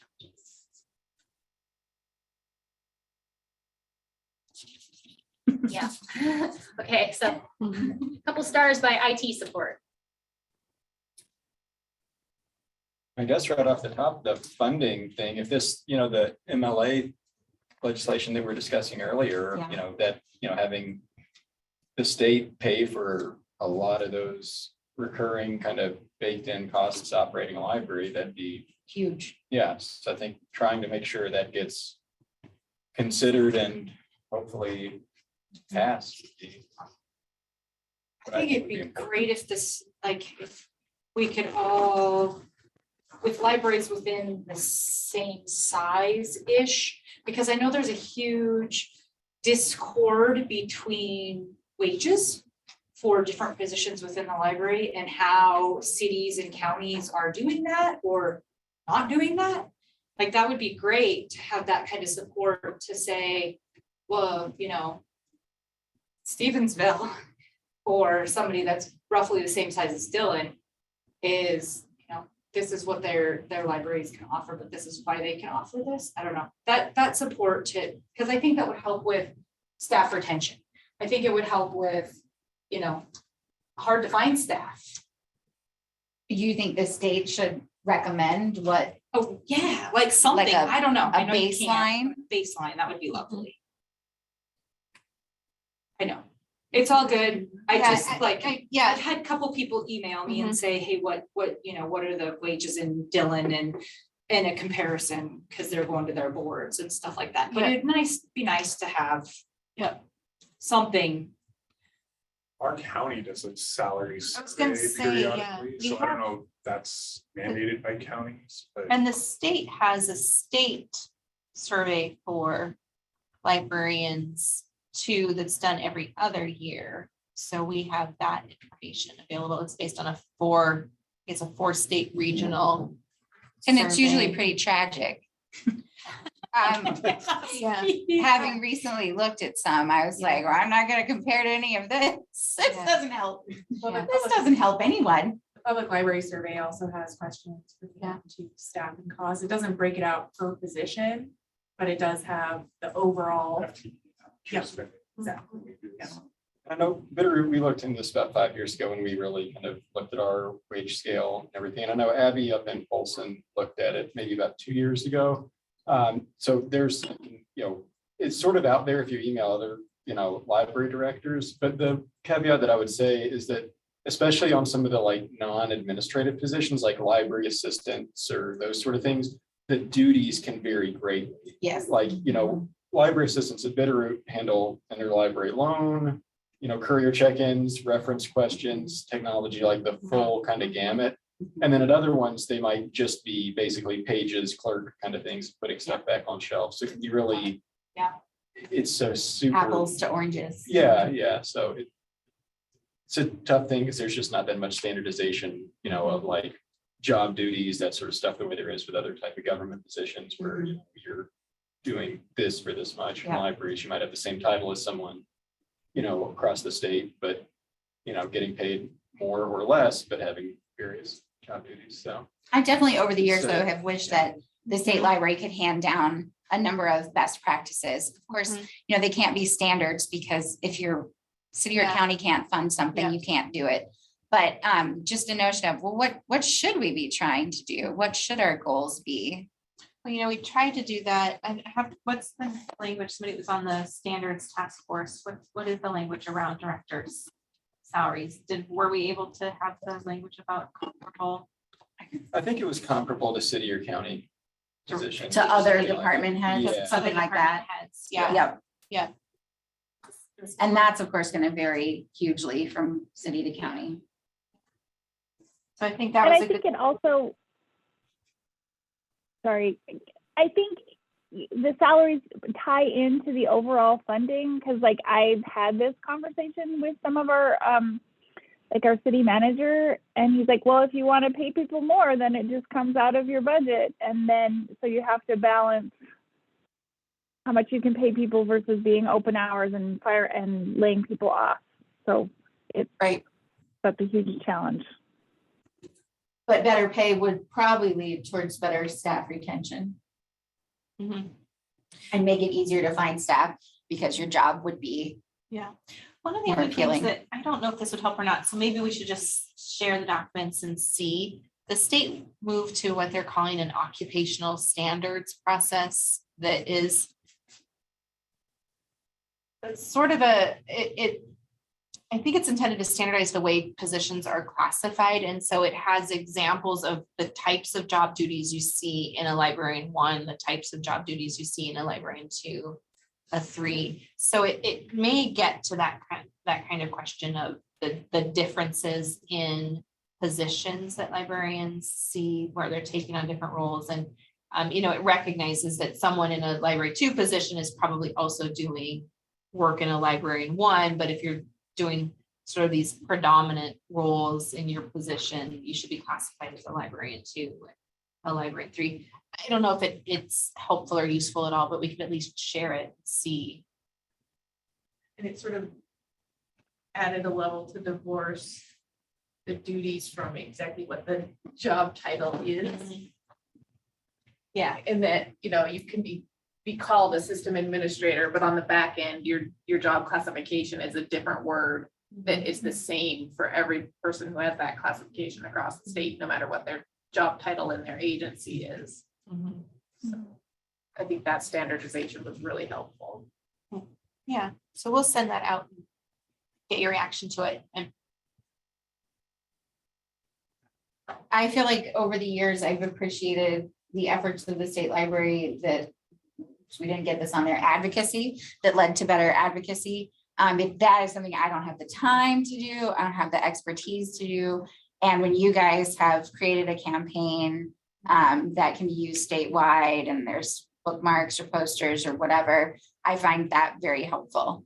So I'd love to see the state continuing to work on advocacy, especially as we are having increasing issues in a world of limited resources. I just thought about telling you guys this, sorry. In the budget that we're taking to the State Library Commission is an attorney. So, I think you all know that we've been going to agency legal resources and trying to get help for some of these broader legal questions that affect libraries. And to your point, the challenges that we're facing, we'll talk a little bit in a few minutes about the MMIA situation and some of those other issues that are coming up. We feel like we as an agency need an attorney, but we need an attorney so we can better help all of you with the legal questions that are coming up. Staff, we're gonna try to get an attorney. It's exciting. Okay, So so this- with infrastructure and space, I feel like we showed a lot of excitement about that in the discussion of the EPP 20 million. So can we get a green star next to the facility related? I would say the same is true of the digital divide, and that discussion and having those collaborative projects, and especially those e-content services being centrally managed and centrally paid for, helps us bridge not just the digital divide, but the geographic divide as well, that we can throw a digital lending platform up and have hotspots and devices to lend. That seems like something that we could capitalize on, continue expanding. I'm gonna read Erin's comment, just to, I guess, she said, my library techs do tons of work above what would imagine other library assistants would do. Their pay starts below student workers. It's very frustrating. Oh, Is there anything on the community challenges list that you think is absolutely out of scope? out of Well, scope? yeah, housing. We can't make houses cheaper.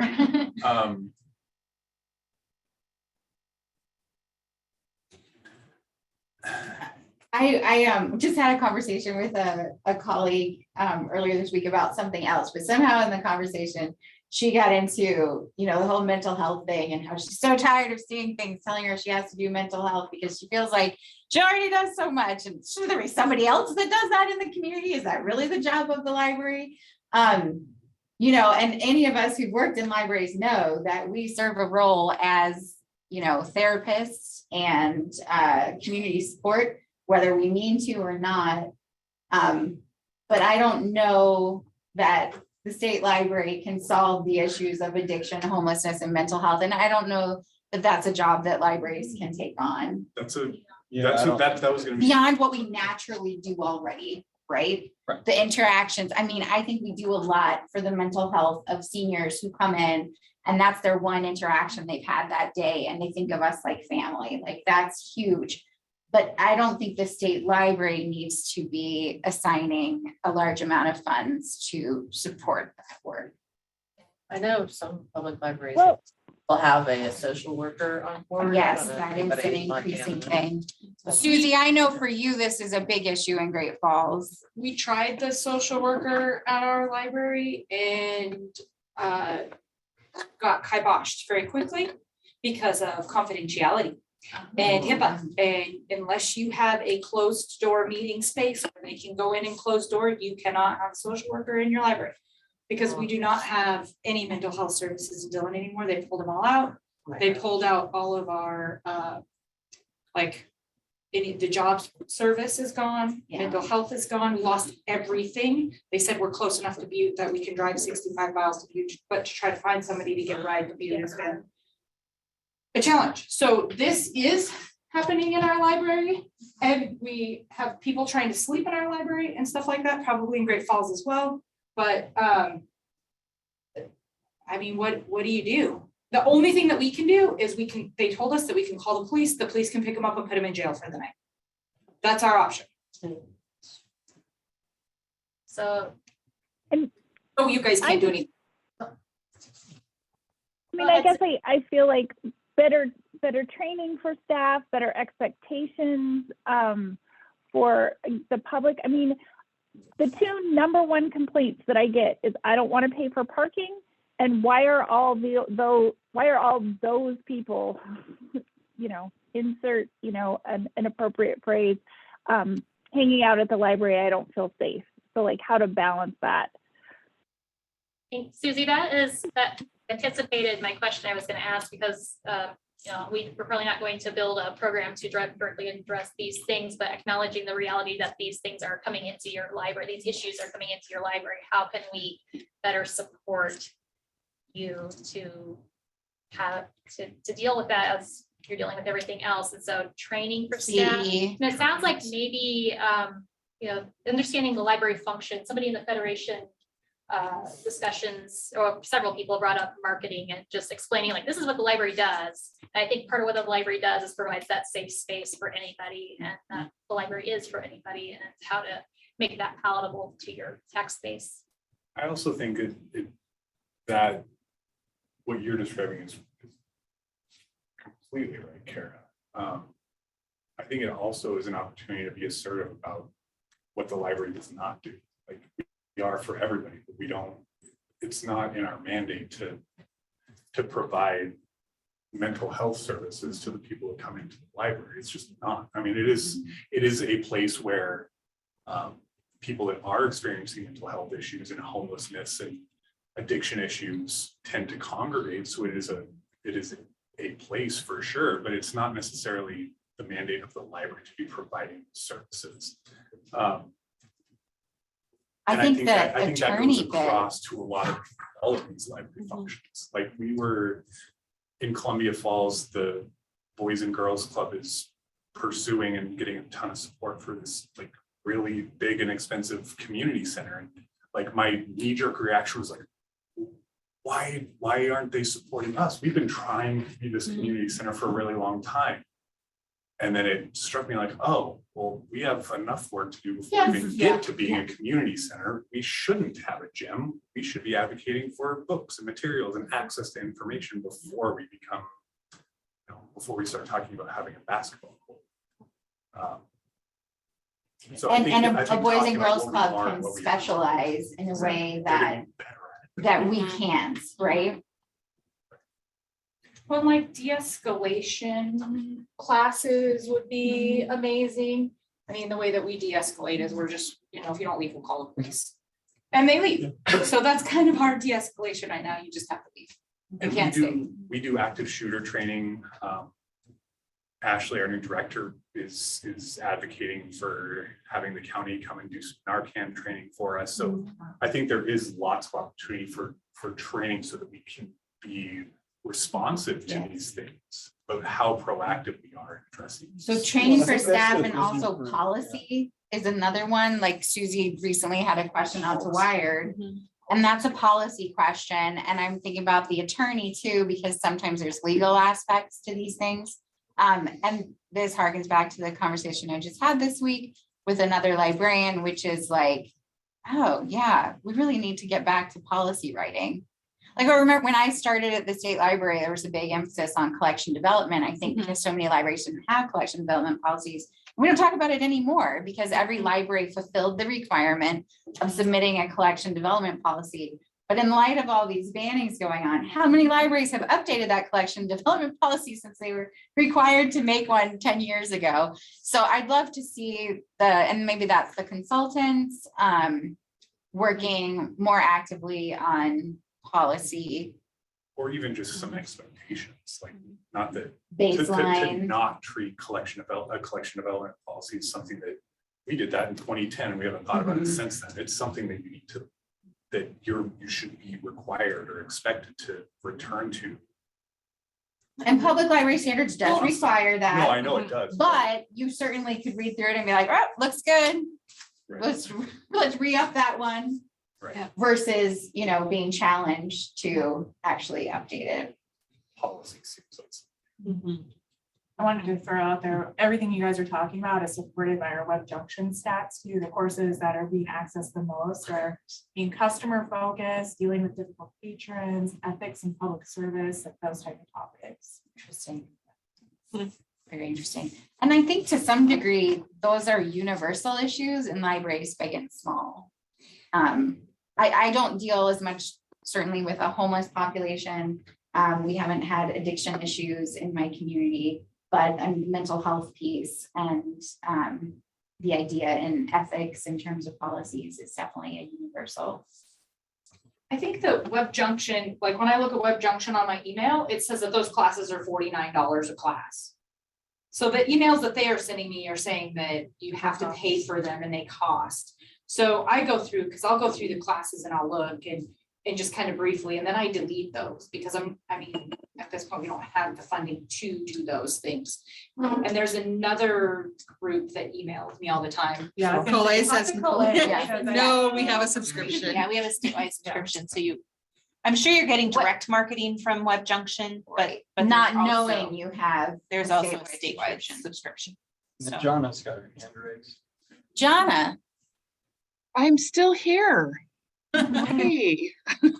So one thing, just one quick aside with Web Junction, if we could know how we use the state library's access to it, because I think I took one once not long ago and I didn't know how to, I ended up paying for it, I think, which was fine, but I don't know how to use the state's Web Junction. So anyway, that's just an aside. The other thing I was thinking, furiously making a note. One thing that kind of came up with regard to our federation we were talking about was, I guess it would lend itself to marketing, but you know, I need to redo my library's website.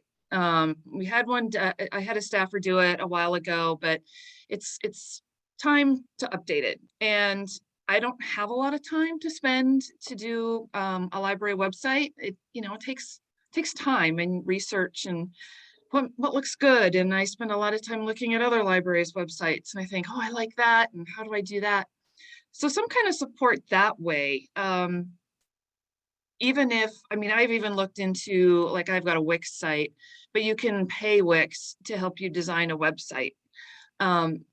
Even if there was some, funding help with that, or having a consultant help you build a website, something like that would be helpful. So I didn't have to go back to square one again. And I know that there were other libraries in our federation that were interested in it too. One of the libraries doesn't have a whole lot of money to put towards something like that. So they'd have to kind of go the free route, but something like that would be useful too. So the topic of IT, because we've got stars next to that, do we think that's an appropriate service for the state library to provide? So I want to say Absolutely. I've seen some states where the state will have like a generic website template that various libraries can use. And we've done that in the past. Yeah. So for those online, everybody in the room vigorously nodded their head. So I'd say that one goes to the priorities list. I agree. What about the Federation folks had come up with the idea of ready-made programs? And I think Amelia has done work in this direction. She sort of gives us the resources to go. Do we think this is a priority? So no, Susie's jumping off. She has a meeting at 2:30. Oh, okay. Thank you, Susie. We'll miss you. Bye, guys. Sorry for poor planning. Okay. Before that? Colay was pointing out that we've our been point, discussing the web for 20, Yeah. all the web. Yeah. There we go. Web development has been one of the several topics that have been discussed by the NAC over the last week.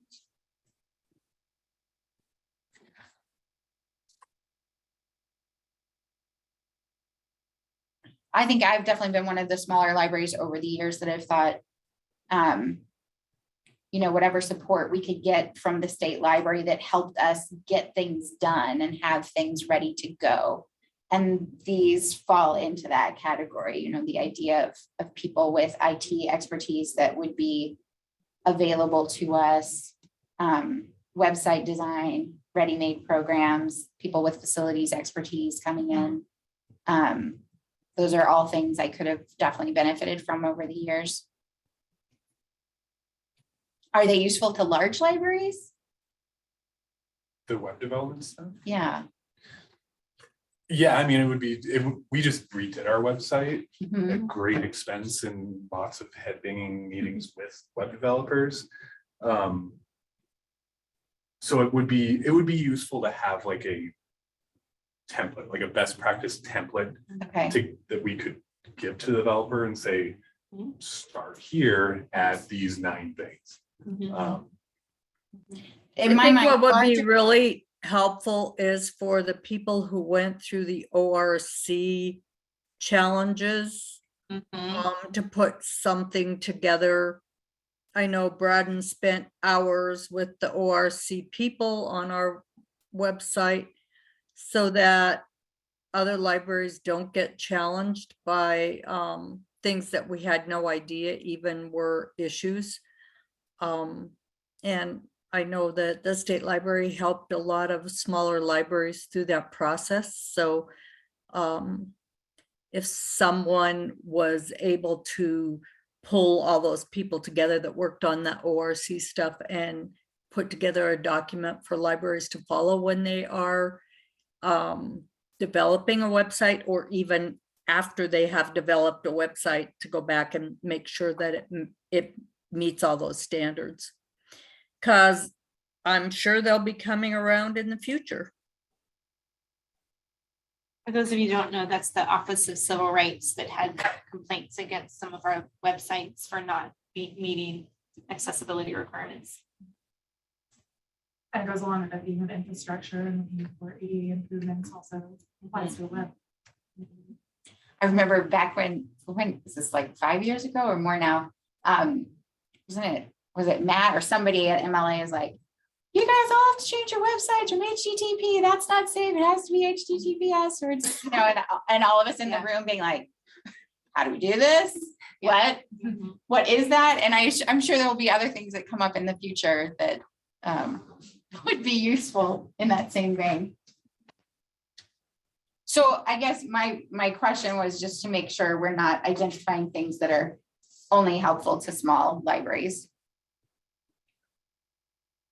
Whether or not we use that template in its entirety. I mean, we're always glad to. Like a large library person. We would always use it as like a best practice start, even if we were going to do something. Yeah, and I don't think that you need to be worried about what's just best for small libraries, because, you know, the old adage of we are only as strong as the weakest library still stands. And if everybody gains, large libraries gain from it also. Thank you. When I look at geographical divide and I think about the way we're spread out amongst the state, the notion of career for all sounds like a way the state library could help. That doesn't help the way Sean mentioned geographical divide, which is that within our service areas, we have folks that can easily access the library and then folks who can't.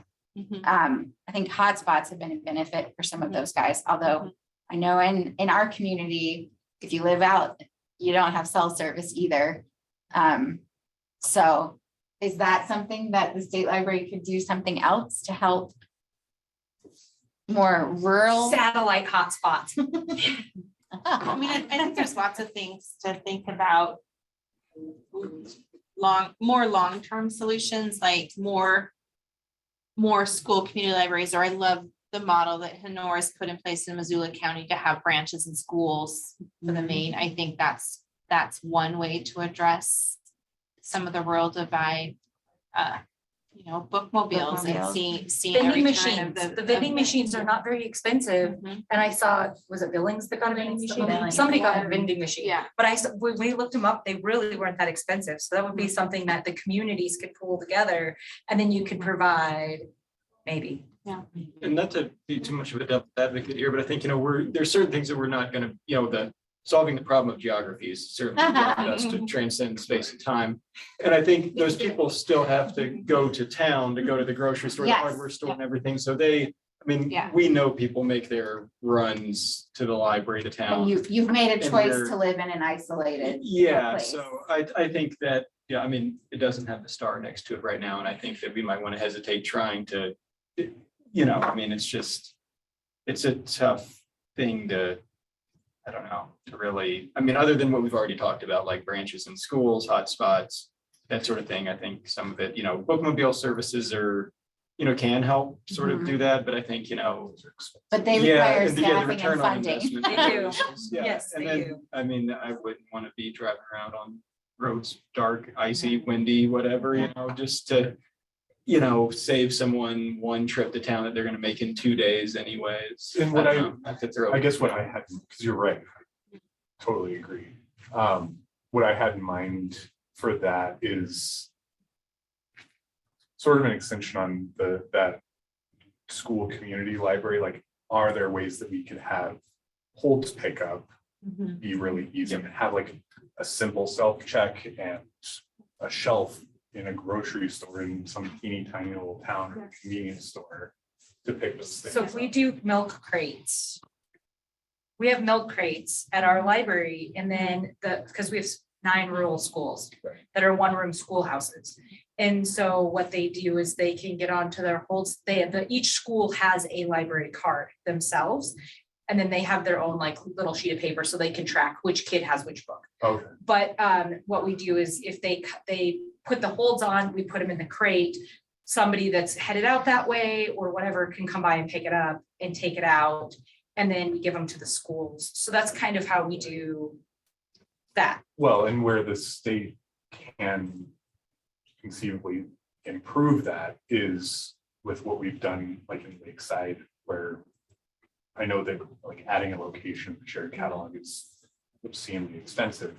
But having like a full-blown branch that is strictly just for holds pickup streamlines that process. And you just place the hold, say you want to pick it up at Lakeside, and it shows up there. And Sean, that's basically what MPL does at Potomac. Right. We send somebody out there for 3 hours a week, but they basically just bring the holes out, check them out to people and help people when they're in the building, but it's basically just a holes pickup branch. And where the In state Potomac. does open up that opportunity is if you isolate for that cost of creating the new instance of a new location in the shared catalog, the ongoing cost of maintaining that holds pickup is pretty negligible, assuming you have, local courier services or a way to develop those services. Aaron, there'll be a couple comments. Not direct library services, but we put up 9 rural little libraries to provide a small bit of access. A small library also had a checkout in a rural post office at one point in the last 10 years. Thought about that a lot when I've thought about expanding some services across the reservation. Yeah. A library system I worked in Southwest Florida, where we had a very high elderly population, did books by mail. That were sort of, for folks who couldn't travel anymore. And over the years, I've thought about that for the elderly community and Red Lodge. But of course, if you live in Red Lodge, you have to go to the post office to pick up your mail. So it doesn't actually help you out. But yeah, is there a way that the state library could help fund this, or is this a project for local libraries to work on? I think the state could provide a template or some sort of, kind of like you talked about, like best practices or just what that could look like. Things to consider, any sort of like, case studies or whatever of where it's worked, how it was easy. I think that'd be helpful, but I think ultimately it'll just vary so much and be up to the local library. That's just my read on it. So I'll butt in one more time. The state of Montana was a pilot project for OCLC several years ago to do home delivery. And Missoula still does it from that project, and our friends pay for the cost of the home delivery to people. And what it basically happens for us is they fill out a form that they can't afford to pay. And then the friends pay for it, or if they can afford to pay for their own, they do. But most often what it is they put a book on hold, we mail it to them, and then somehow it gets back to the library. Either one of their neighbors are coming to town or something, and they rarely have to send it back. But we always include an envelope with it if in case they have to send it back. So the friends pick up the cost of those books that are mailed back and forth. But it really does help those individuals who are homebound and can't get to the library. Aaron had another comment. Best practices are always great to bring for additional funding requests. Yeah, that's a great point. What I was gonna say is I would be really interested in doing some kind of geography study that said, let's suppose we have a library outlet, whatever it is, per whatever square miles. Let's look at what some standards might be. I was struck by a stat I heard recently that the Fort Peck Reservation, I think it is this roughly the same size as the state of Connecticut, and it has 3 libraries. Can you imagine 3 libraries in the state of Connecticut? So let's pick a geographic range and let's model how many outlets we would need to serve a particular geographic range. And then let's come up with some examples of hold shelves in post offices and the vending machines and branches in schools and what other kinds of outlet models might be viable. And let's talk to the legislature and funders, the Trust for Montana Libraries and others about I how liked we that would implement for some the images. hotspots, right? There was like a a research calculus. shows there should be for, number of hotspots per X number of people. So you do the math. And Yeah, that was- that's fun. That was our target. Yeah. Well, all we need to get that done is some agency with a killer GIS program. All And a kinds of data. fantastic data coordinator. to do Yeah. that. Yeah. I know, Let's do it. Rebecca, like next Thursday is like, okay, here it is. Yeah, I wrote down the Give her a notes. couple of Yeah. Thursdays. That's how big this program is going, because they added the whole pickup lockers. and Yes, locations in the exactly. city. Yep. Yeah. So what's reasonable? Somebody drives 20 miles to a library or some. Go further.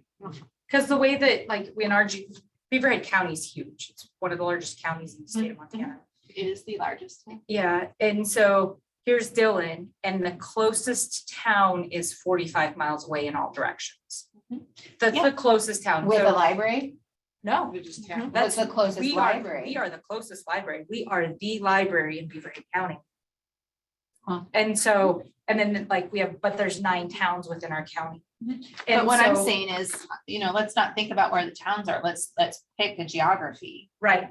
Well, and you also have, so I don't want to do too much, but you also have to have reasonable expectations with them.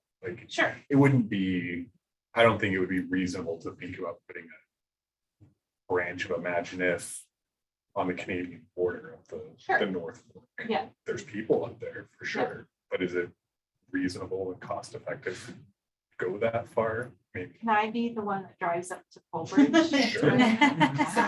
Imagine If Polbridge. Yeah. Hell yeah. Genevieve, we've got another. Yeah, Open Aaron said, seasonally. Aaron said we are the size of Delaware on the Blackfeet, and we have 3 libraries, only 1 that is currently active. Yeah, she said geography or population, which is. Yeah. I mean, you let's- start with geography because that's what we said is the challenge, right? Both. But then Yeah. population density does obviously Yes. come into Yeah. play. Yeah, she said I have 3 additional places that I would place little libraries. Yeah. And so that would give me 12 little libraries, thinking about both geography and population on the Blackfeet Reservation.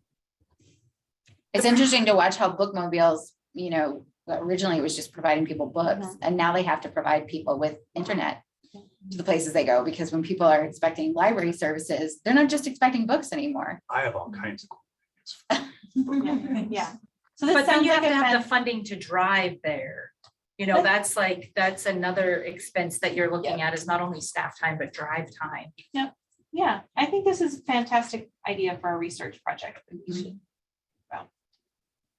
I'm hearing a lot of ideas that are basically coming down to the state library could help all libraries in Montana out and therefore all Montanans by doing legwork for us on some of these best practices or models or, you know, ways to assist us. Yep, I love it.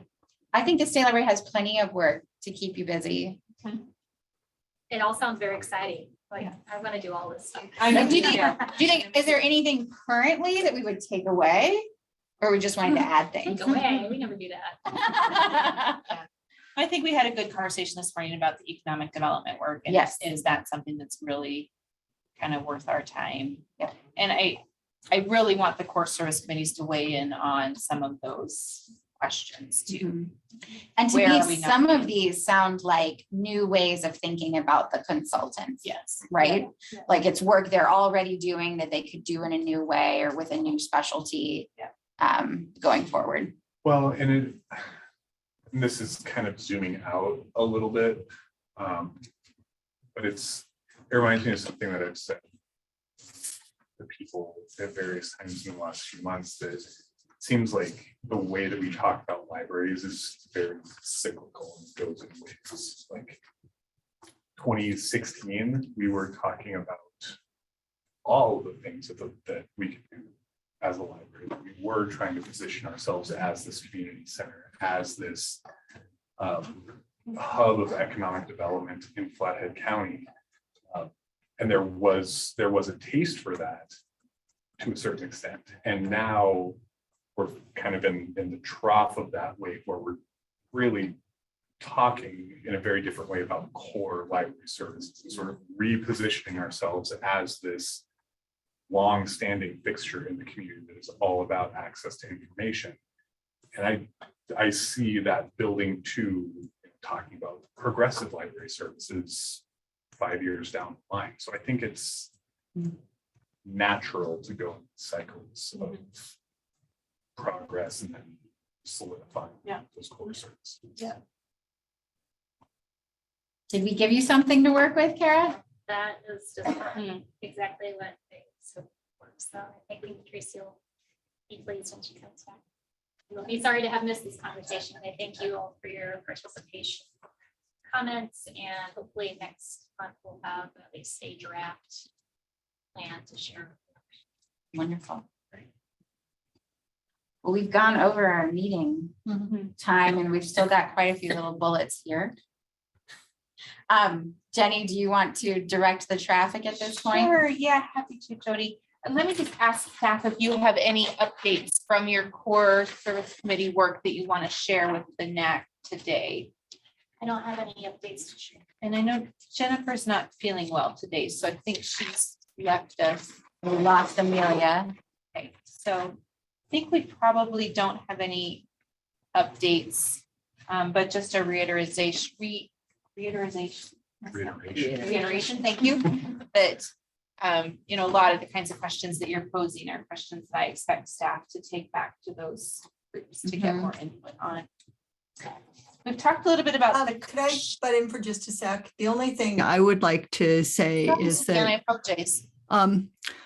you know, I personally would really welcome participation from the NAC in the Tech Core Services Committee. So if there's anybody who would be interested in attending some of the meetings and joining in, I think it would really help both sides for you to understand what we're doing and for us to understand what your expectations are for us. So it's not just me trying to translate stuff back and forth. So if anybody's interested in that, please let me know.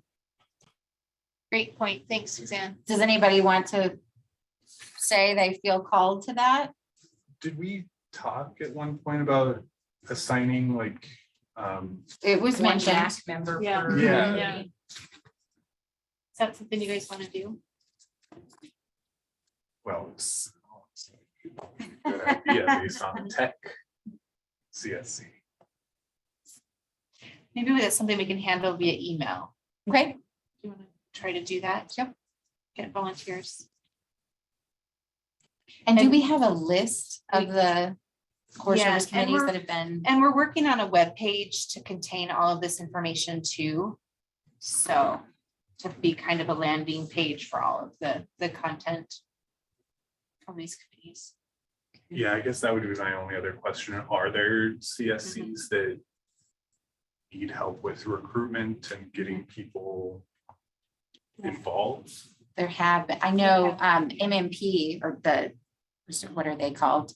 Cultural services. Cultural Services was having, I recruited somebody, to be on that, but I think they're now seated. Suzanne, I think, was the one who had mentioned that the tech group has had some turnover. No, nominally we're filled, but it's very difficult getting people to participate. So it's participation that's difficult.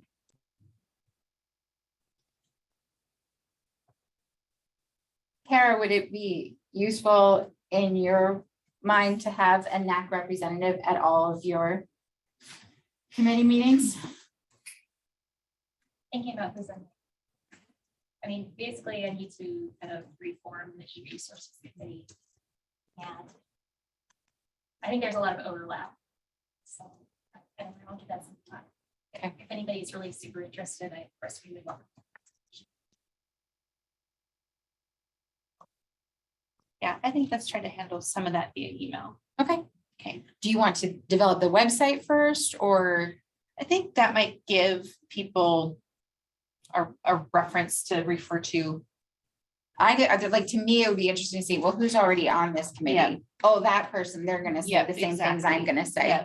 Um, And I don't think we're too far out. And like I said, Jen wasn't feeling well today, so she's left us, but that's something that she and Bobby, I don't know if Bobby's still on. I think she was working with Jen on it too.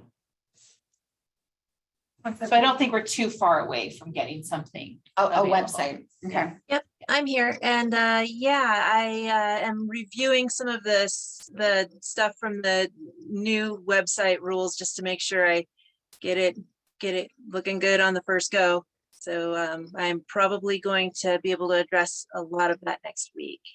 Oh, good. Yeah, sounds good. So we're not too far away. Great, So maybe we'll take an action once that's launched. and have a call for participation. That sounds good. The single cost share formula is on my to-do list to launch after next week's commission meeting. And I know I have the list of people who volunteered for that. So I'll be pinging you to start that work. Like I said at our last meeting, I think it's worth moving that work forward. So depending on the outcome of the legislative session, if we're not wildly successful, we're not waiting another year or two to address this need. We've talked about the NAC nominating committee, unless there's any other questions there. A few things I wanted to share just by way of state library updates. I've mentioned a couple of times the State Library Commission meeting next Wednesday, the 13th. That's their regularly scheduled meeting where they'll get reports from this advisory council, our Land Information Advisory Council. They'll be taking action to approve our FY23 budget and our initial legislative priorities. We're going to, we have invited and they have accepted members of the Imagine If Library Board, and Ashley, their new director, will be there to address the commission with questions about the public library standards, and in particular, the standard that requires library directors to hold an MLS if they serve populations of more than 25,000. So we have a work session of the commission tomorrow. That work session is a chance to have the commission ask questions and hopefully feel more educated, more confident about their role as commissioners and the statutes and rules around the public library standards, the process that libraries go through to certify that they meet the standards, and the waiver process and what that looks like.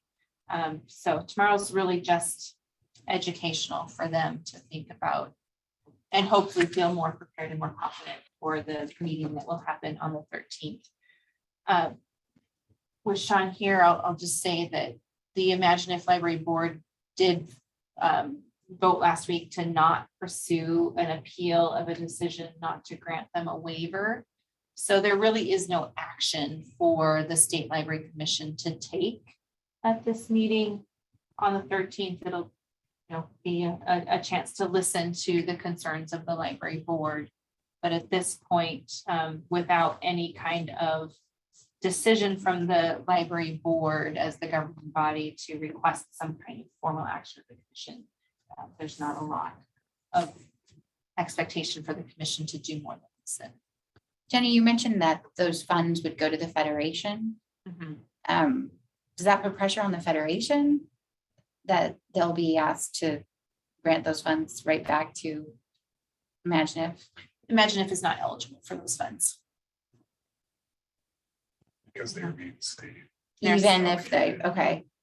Yeah, the way the rule reads is that if a library does not meet the public library standards, they don't receive state funds. So they could not receive those state funds from the Federation. So the Federation could use those to support the other libraries, another project, or they could donate it to one of the courier. They would be expected to follow their plan of service for how those funds are Thank distributed. you. Yeah. I just So was Jenny, making sure we weren't redistributing the pressure. so Jenny, does that mean they do not get Federation funds either? That's correct. Wow.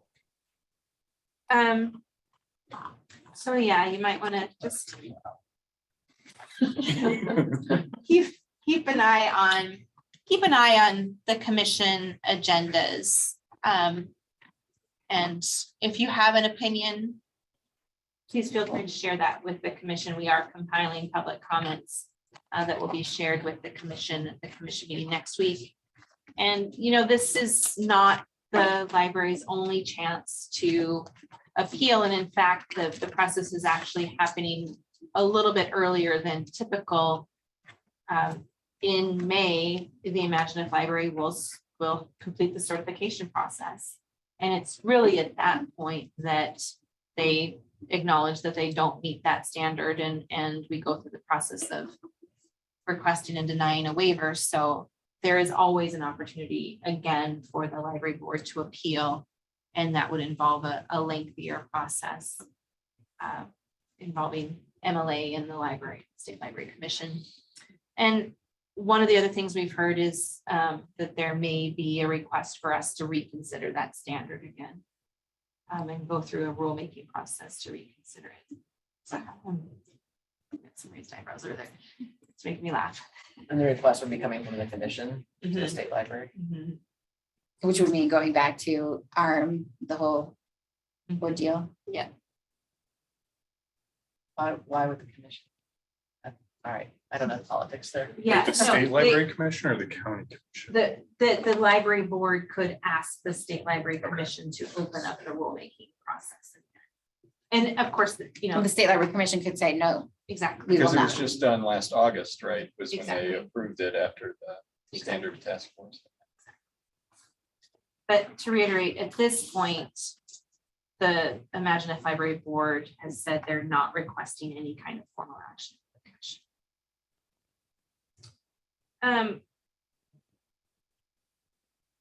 I wanted to mention, just speaking of the public library standards, that the new public library standards do take effect starting July 1.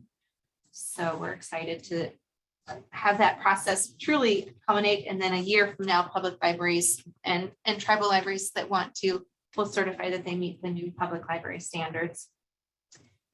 And then just briefly, because I know we're over time, if you're not aware, city libraries who are covered by MMIA, the Montana Municipal Insurance Association, received notice this last week that starting July 1, MMIA will no longer provide insurance through the city for library employees, and that includes things like health insurance and work comp Liability coverage, for liability, boards and all of that. staff. What was the rationale? Well, apparently they made a determination that library employees are not city employees. And there's some precedent for that decision. MMIA has said that if libraries are willing to negotiate an agreement with the cities to allow cities to have some check and balance over personnel policies, that MMIA would be willing to extend coverage, and libraries have until May 16th to decide whether or not they want to try to negotiate an agreement with their cities, or if they want to seek insurance coverage elsewhere.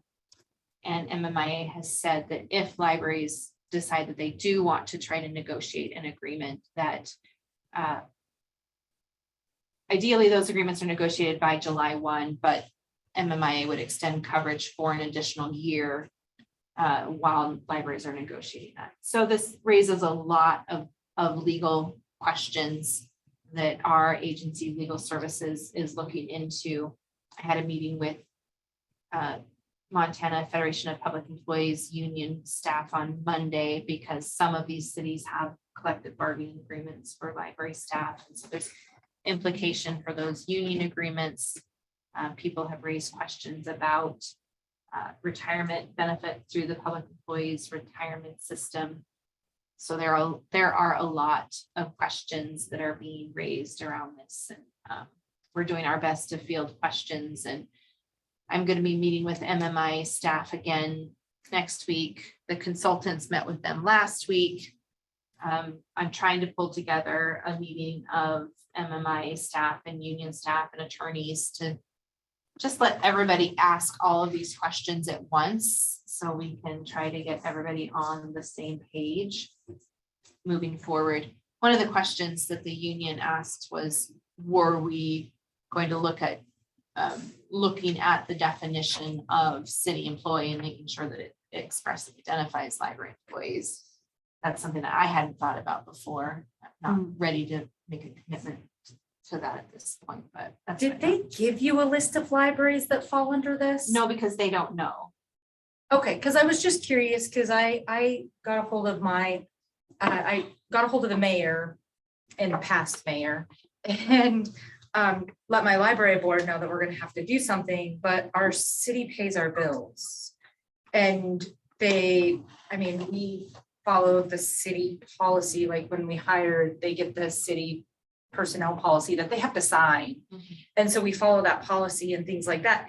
And so when I brought it to the mayor and the past mayor to kind of guide on this, they said, well, the building is owned by the city, and went through everything. We do have our library board, so it's kind of a gray, weird area.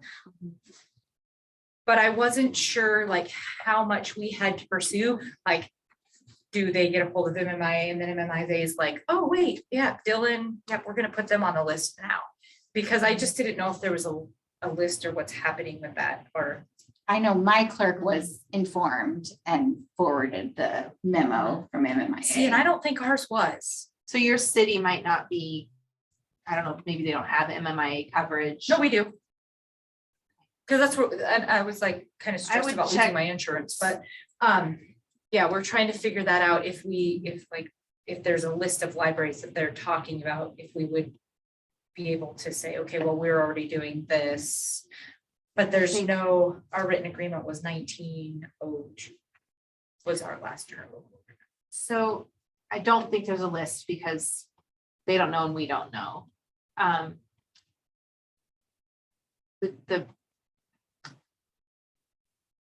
What MMIA would like to see is city personnel policies and city officials having authority over all final personnel decisions. Yeah.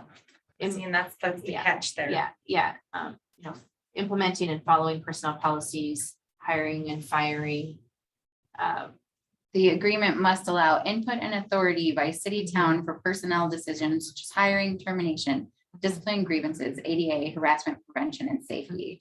That's the trickiest one. Like, we already follow the city town personnel policies. We are already employees of the city town. But the tricky one is that over the years, libraries have worked so hard to be sure to underline the point that when it comes to personnel with the library director, hiring and firing and setting of wages, that's done by the board. But the operations manager does that. the operations manager for the streets and alleys, Yeah. they hire and they fire. They have that authority. And with the water department as well, like our operations manager has that. So I was just trying to figure out how we're different because they don't. In many ways, you're not, and MMIA has described this as risk management. They are unsure of the level of risk. That's what Alan Holtz told me this morning. They don't understand and don't know the level of risk that they're taking on when library boards have the authority to make these decisions. I think that is a ridiculous argument because all they have to look back is look back at their liability claims. They have trend data. Well, and if that was true, they would have probably tried to resolve that open question before they started making policy changes. So anyway, in my mind, the word authority is the word that has the greatest issue in that statement. I think library boards already get input from city officials on their personnel policies, and when they're dealing with the personnel matter, they get input on how to handle those kinds of situations. The important point is that library boards need to continue to have the final say and the final authority. Our attorney has said that it would be a violation, or it would nullify any contract or agreement that a library board signed if that agreement undermined their statutory authority. So our attorney would be involved in looking at whatever kind of language a library would negotiate with the city that meets whatever kind of MMIA requirements they're putting forward to make sure that it's not violating the library board's statutory obligations. So Lori, my clerk received a memo from Alan Hulse at MMIA dated March 30th. So I could specifically ask your clerk if they've received any communication, because it does have it. MMIA would like notice of intent by May 16th.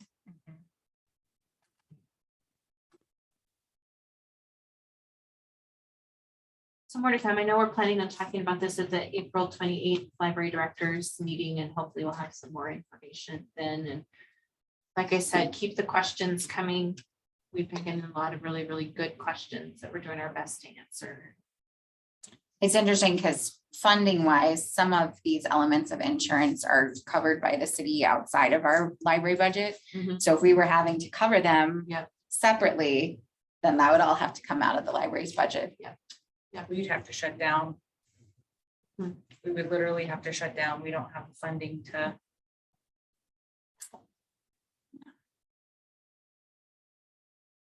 The other thing the state library has done is just start to research insurance cooperatives, trying to form some kind of insurance cooperative. We were told by someone from the state that there were some changes to laws last legislative session that make those less viable, but it's still something that we're looking into. Anything else about the state library you wanted to ask me about? Any questions?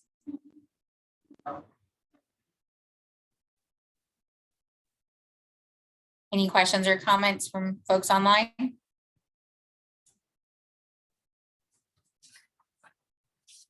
And then impact reports. I don't know, Rebecca, if we have anything to report at this meeting, but we really took to heart your suggestion at your last meeting that Rebecca be involved with the core service committees and work with them and you to think about what our reporting looks like so we can identify the metrics that we're trying to achieve and do more reporting. So I do like the idea of having that be a standing agenda item.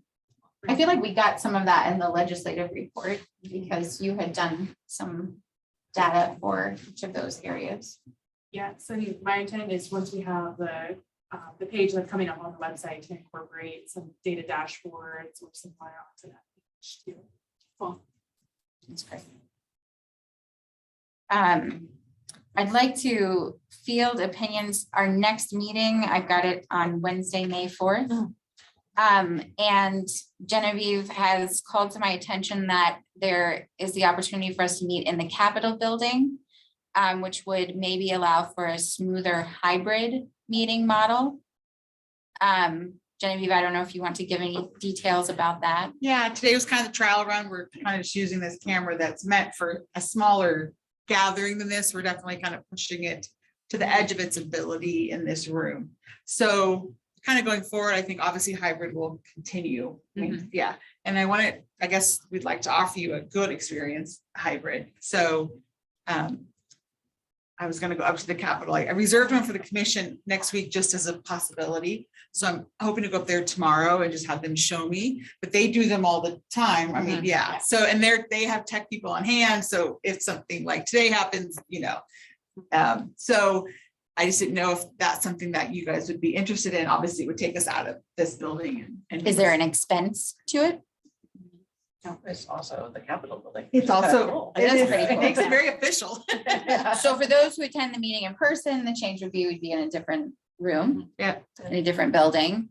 For those online, the change would be hopefully a slightly smoother Yeah. experience. Yeah. And not having the staff sitting like the Greek chorus behind us and having to continue to the podium. Do they have like metal detectors and stuff? The camera and speaker focus worked pretty well for me today. It didn't make me motion sick. Well, that's good. Yes, that's. Yes, I noticed as Genevieve was talking about how the camera would be better, the camera actually changed its view and kind of zoomed out. And I thought it was trying to its AI self was trying to prove its worth. But I think if you can arrange that, Okay. that would be great. Well, we can trial run it in May and then you'll have the two to compare and then. Okay. What time would that meeting be? Probably the same. Start at 9:30. Yeah. And then I just wanted to let you all know that Kara and I are working on an agreement with help me, Edge Futures. say again, Catch. Futures, Edge Futures. This is a group that does futurist thinking. They've had some funding through the Connecticut State Library. I think, did the Connecticut State Library do this thinking for all libraries in Connecticut? Yeah, the Connecticut State Library received an IMLS grant to fund futures and libraries training with this group. It's called KEDGE, KEDGE, which apparently is like the little boat that goes out ahead of the ship to drop the anchor or something like that. So yeah, they sent us a proposal. Yeah, Kara attended a 3-day workshop that they offered earlier this spring. And we've talked about wanting to do more futurist thinking training with the NAC and the core service committees. I think part of our responsibility is to try to look ahead and anticipate what trends are going to be impacting library services. And so the intent of that workshop is to help us with that kind of thinking and to learn how to be better at that. So that's what we're planning for your July retreat. There'll be some work ahead time and then a full day workshop with the staff of KEDGE. And we would be inviting in people who serve on the core services committees as well. Can you just, because we are all probably planning our summers out, the July retreat, I have written down Thursday, July 14th. Yep. That's a 1 day, like what makes it different than a normal day-long meeting? I think probably a fuller day. I don't remember if that proposal she had a time frame.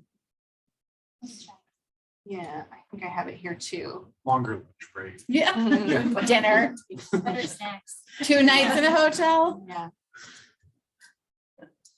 We'll make sure, and as soon as that agreement is signed, get a fuller calendar appointment out. Okay. But I would anticipate definitely trying to start earlier in the day, go a little longer. And it might be nice to try to incorporate either a dinner before or after, depending on what works for people's schedules.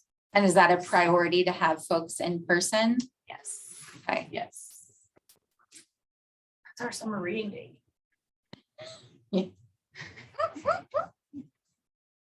All right, any other business or announcements from the room or online? I think what I wanted to just mention to this group, and Jenny's sort of started the conversation about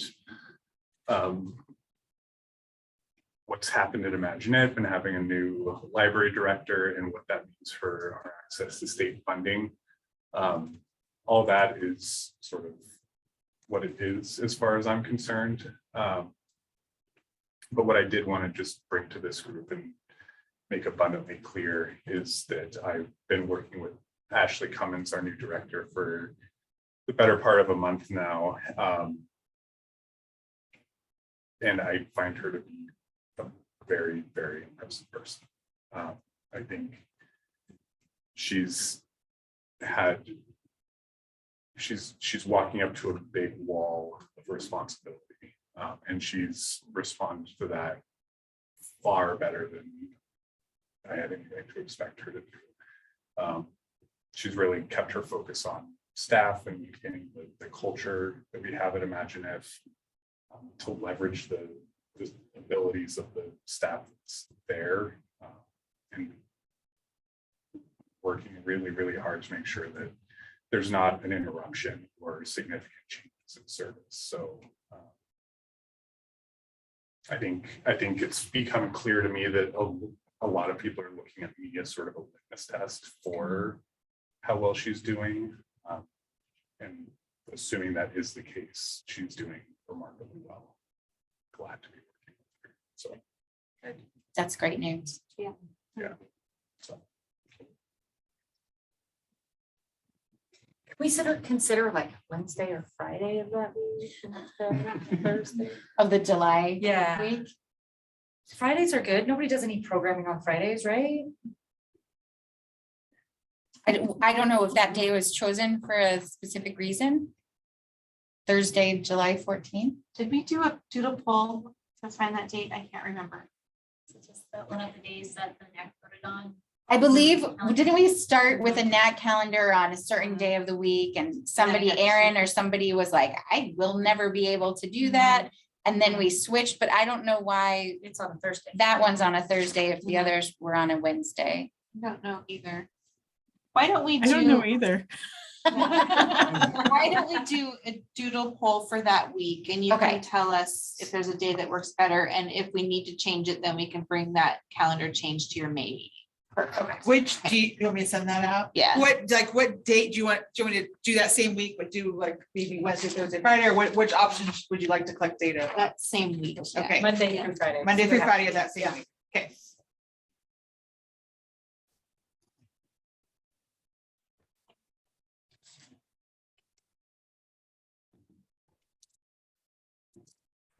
All right, this was a productive meeting. Thank you everyone for giving so much time and thought today. Please reach out if you have items you want to include in our May agenda. I believe we still have Honor for the May meeting as well, correct? Great. So I'd entertain a motion to adjourn the meeting. I have one more really question and I'll adjourn. So with Honor retiring and being gone, is she able to reach out to somebody within the Missoula Public Library? So we have another large library, you don't feel alone.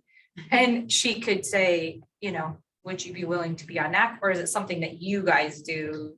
Our subcommittee will direct that process for Okay, how we I was want to just fill that curious how that seat. worked. Yeah, good question. No, I'm good. I'll make a motion. And then Honor's probably gonna join the commission, right? I've decided that. So I did send my application in, but I have not heard a word. You'd be great. Oh, that'd be fantastic. oh, that's wonderful. Oh, and Colette is saying, please be in touch with her with any CE ideas or just to get acquainted. Thank you, Colette. That's wonderful. It's so great to have you. All right, did we motion to adjourn? you don't need a motion. Yeah, you can just. We're just, all right, adjourn. Thank you, everyone. See you Have a in great Jeff day.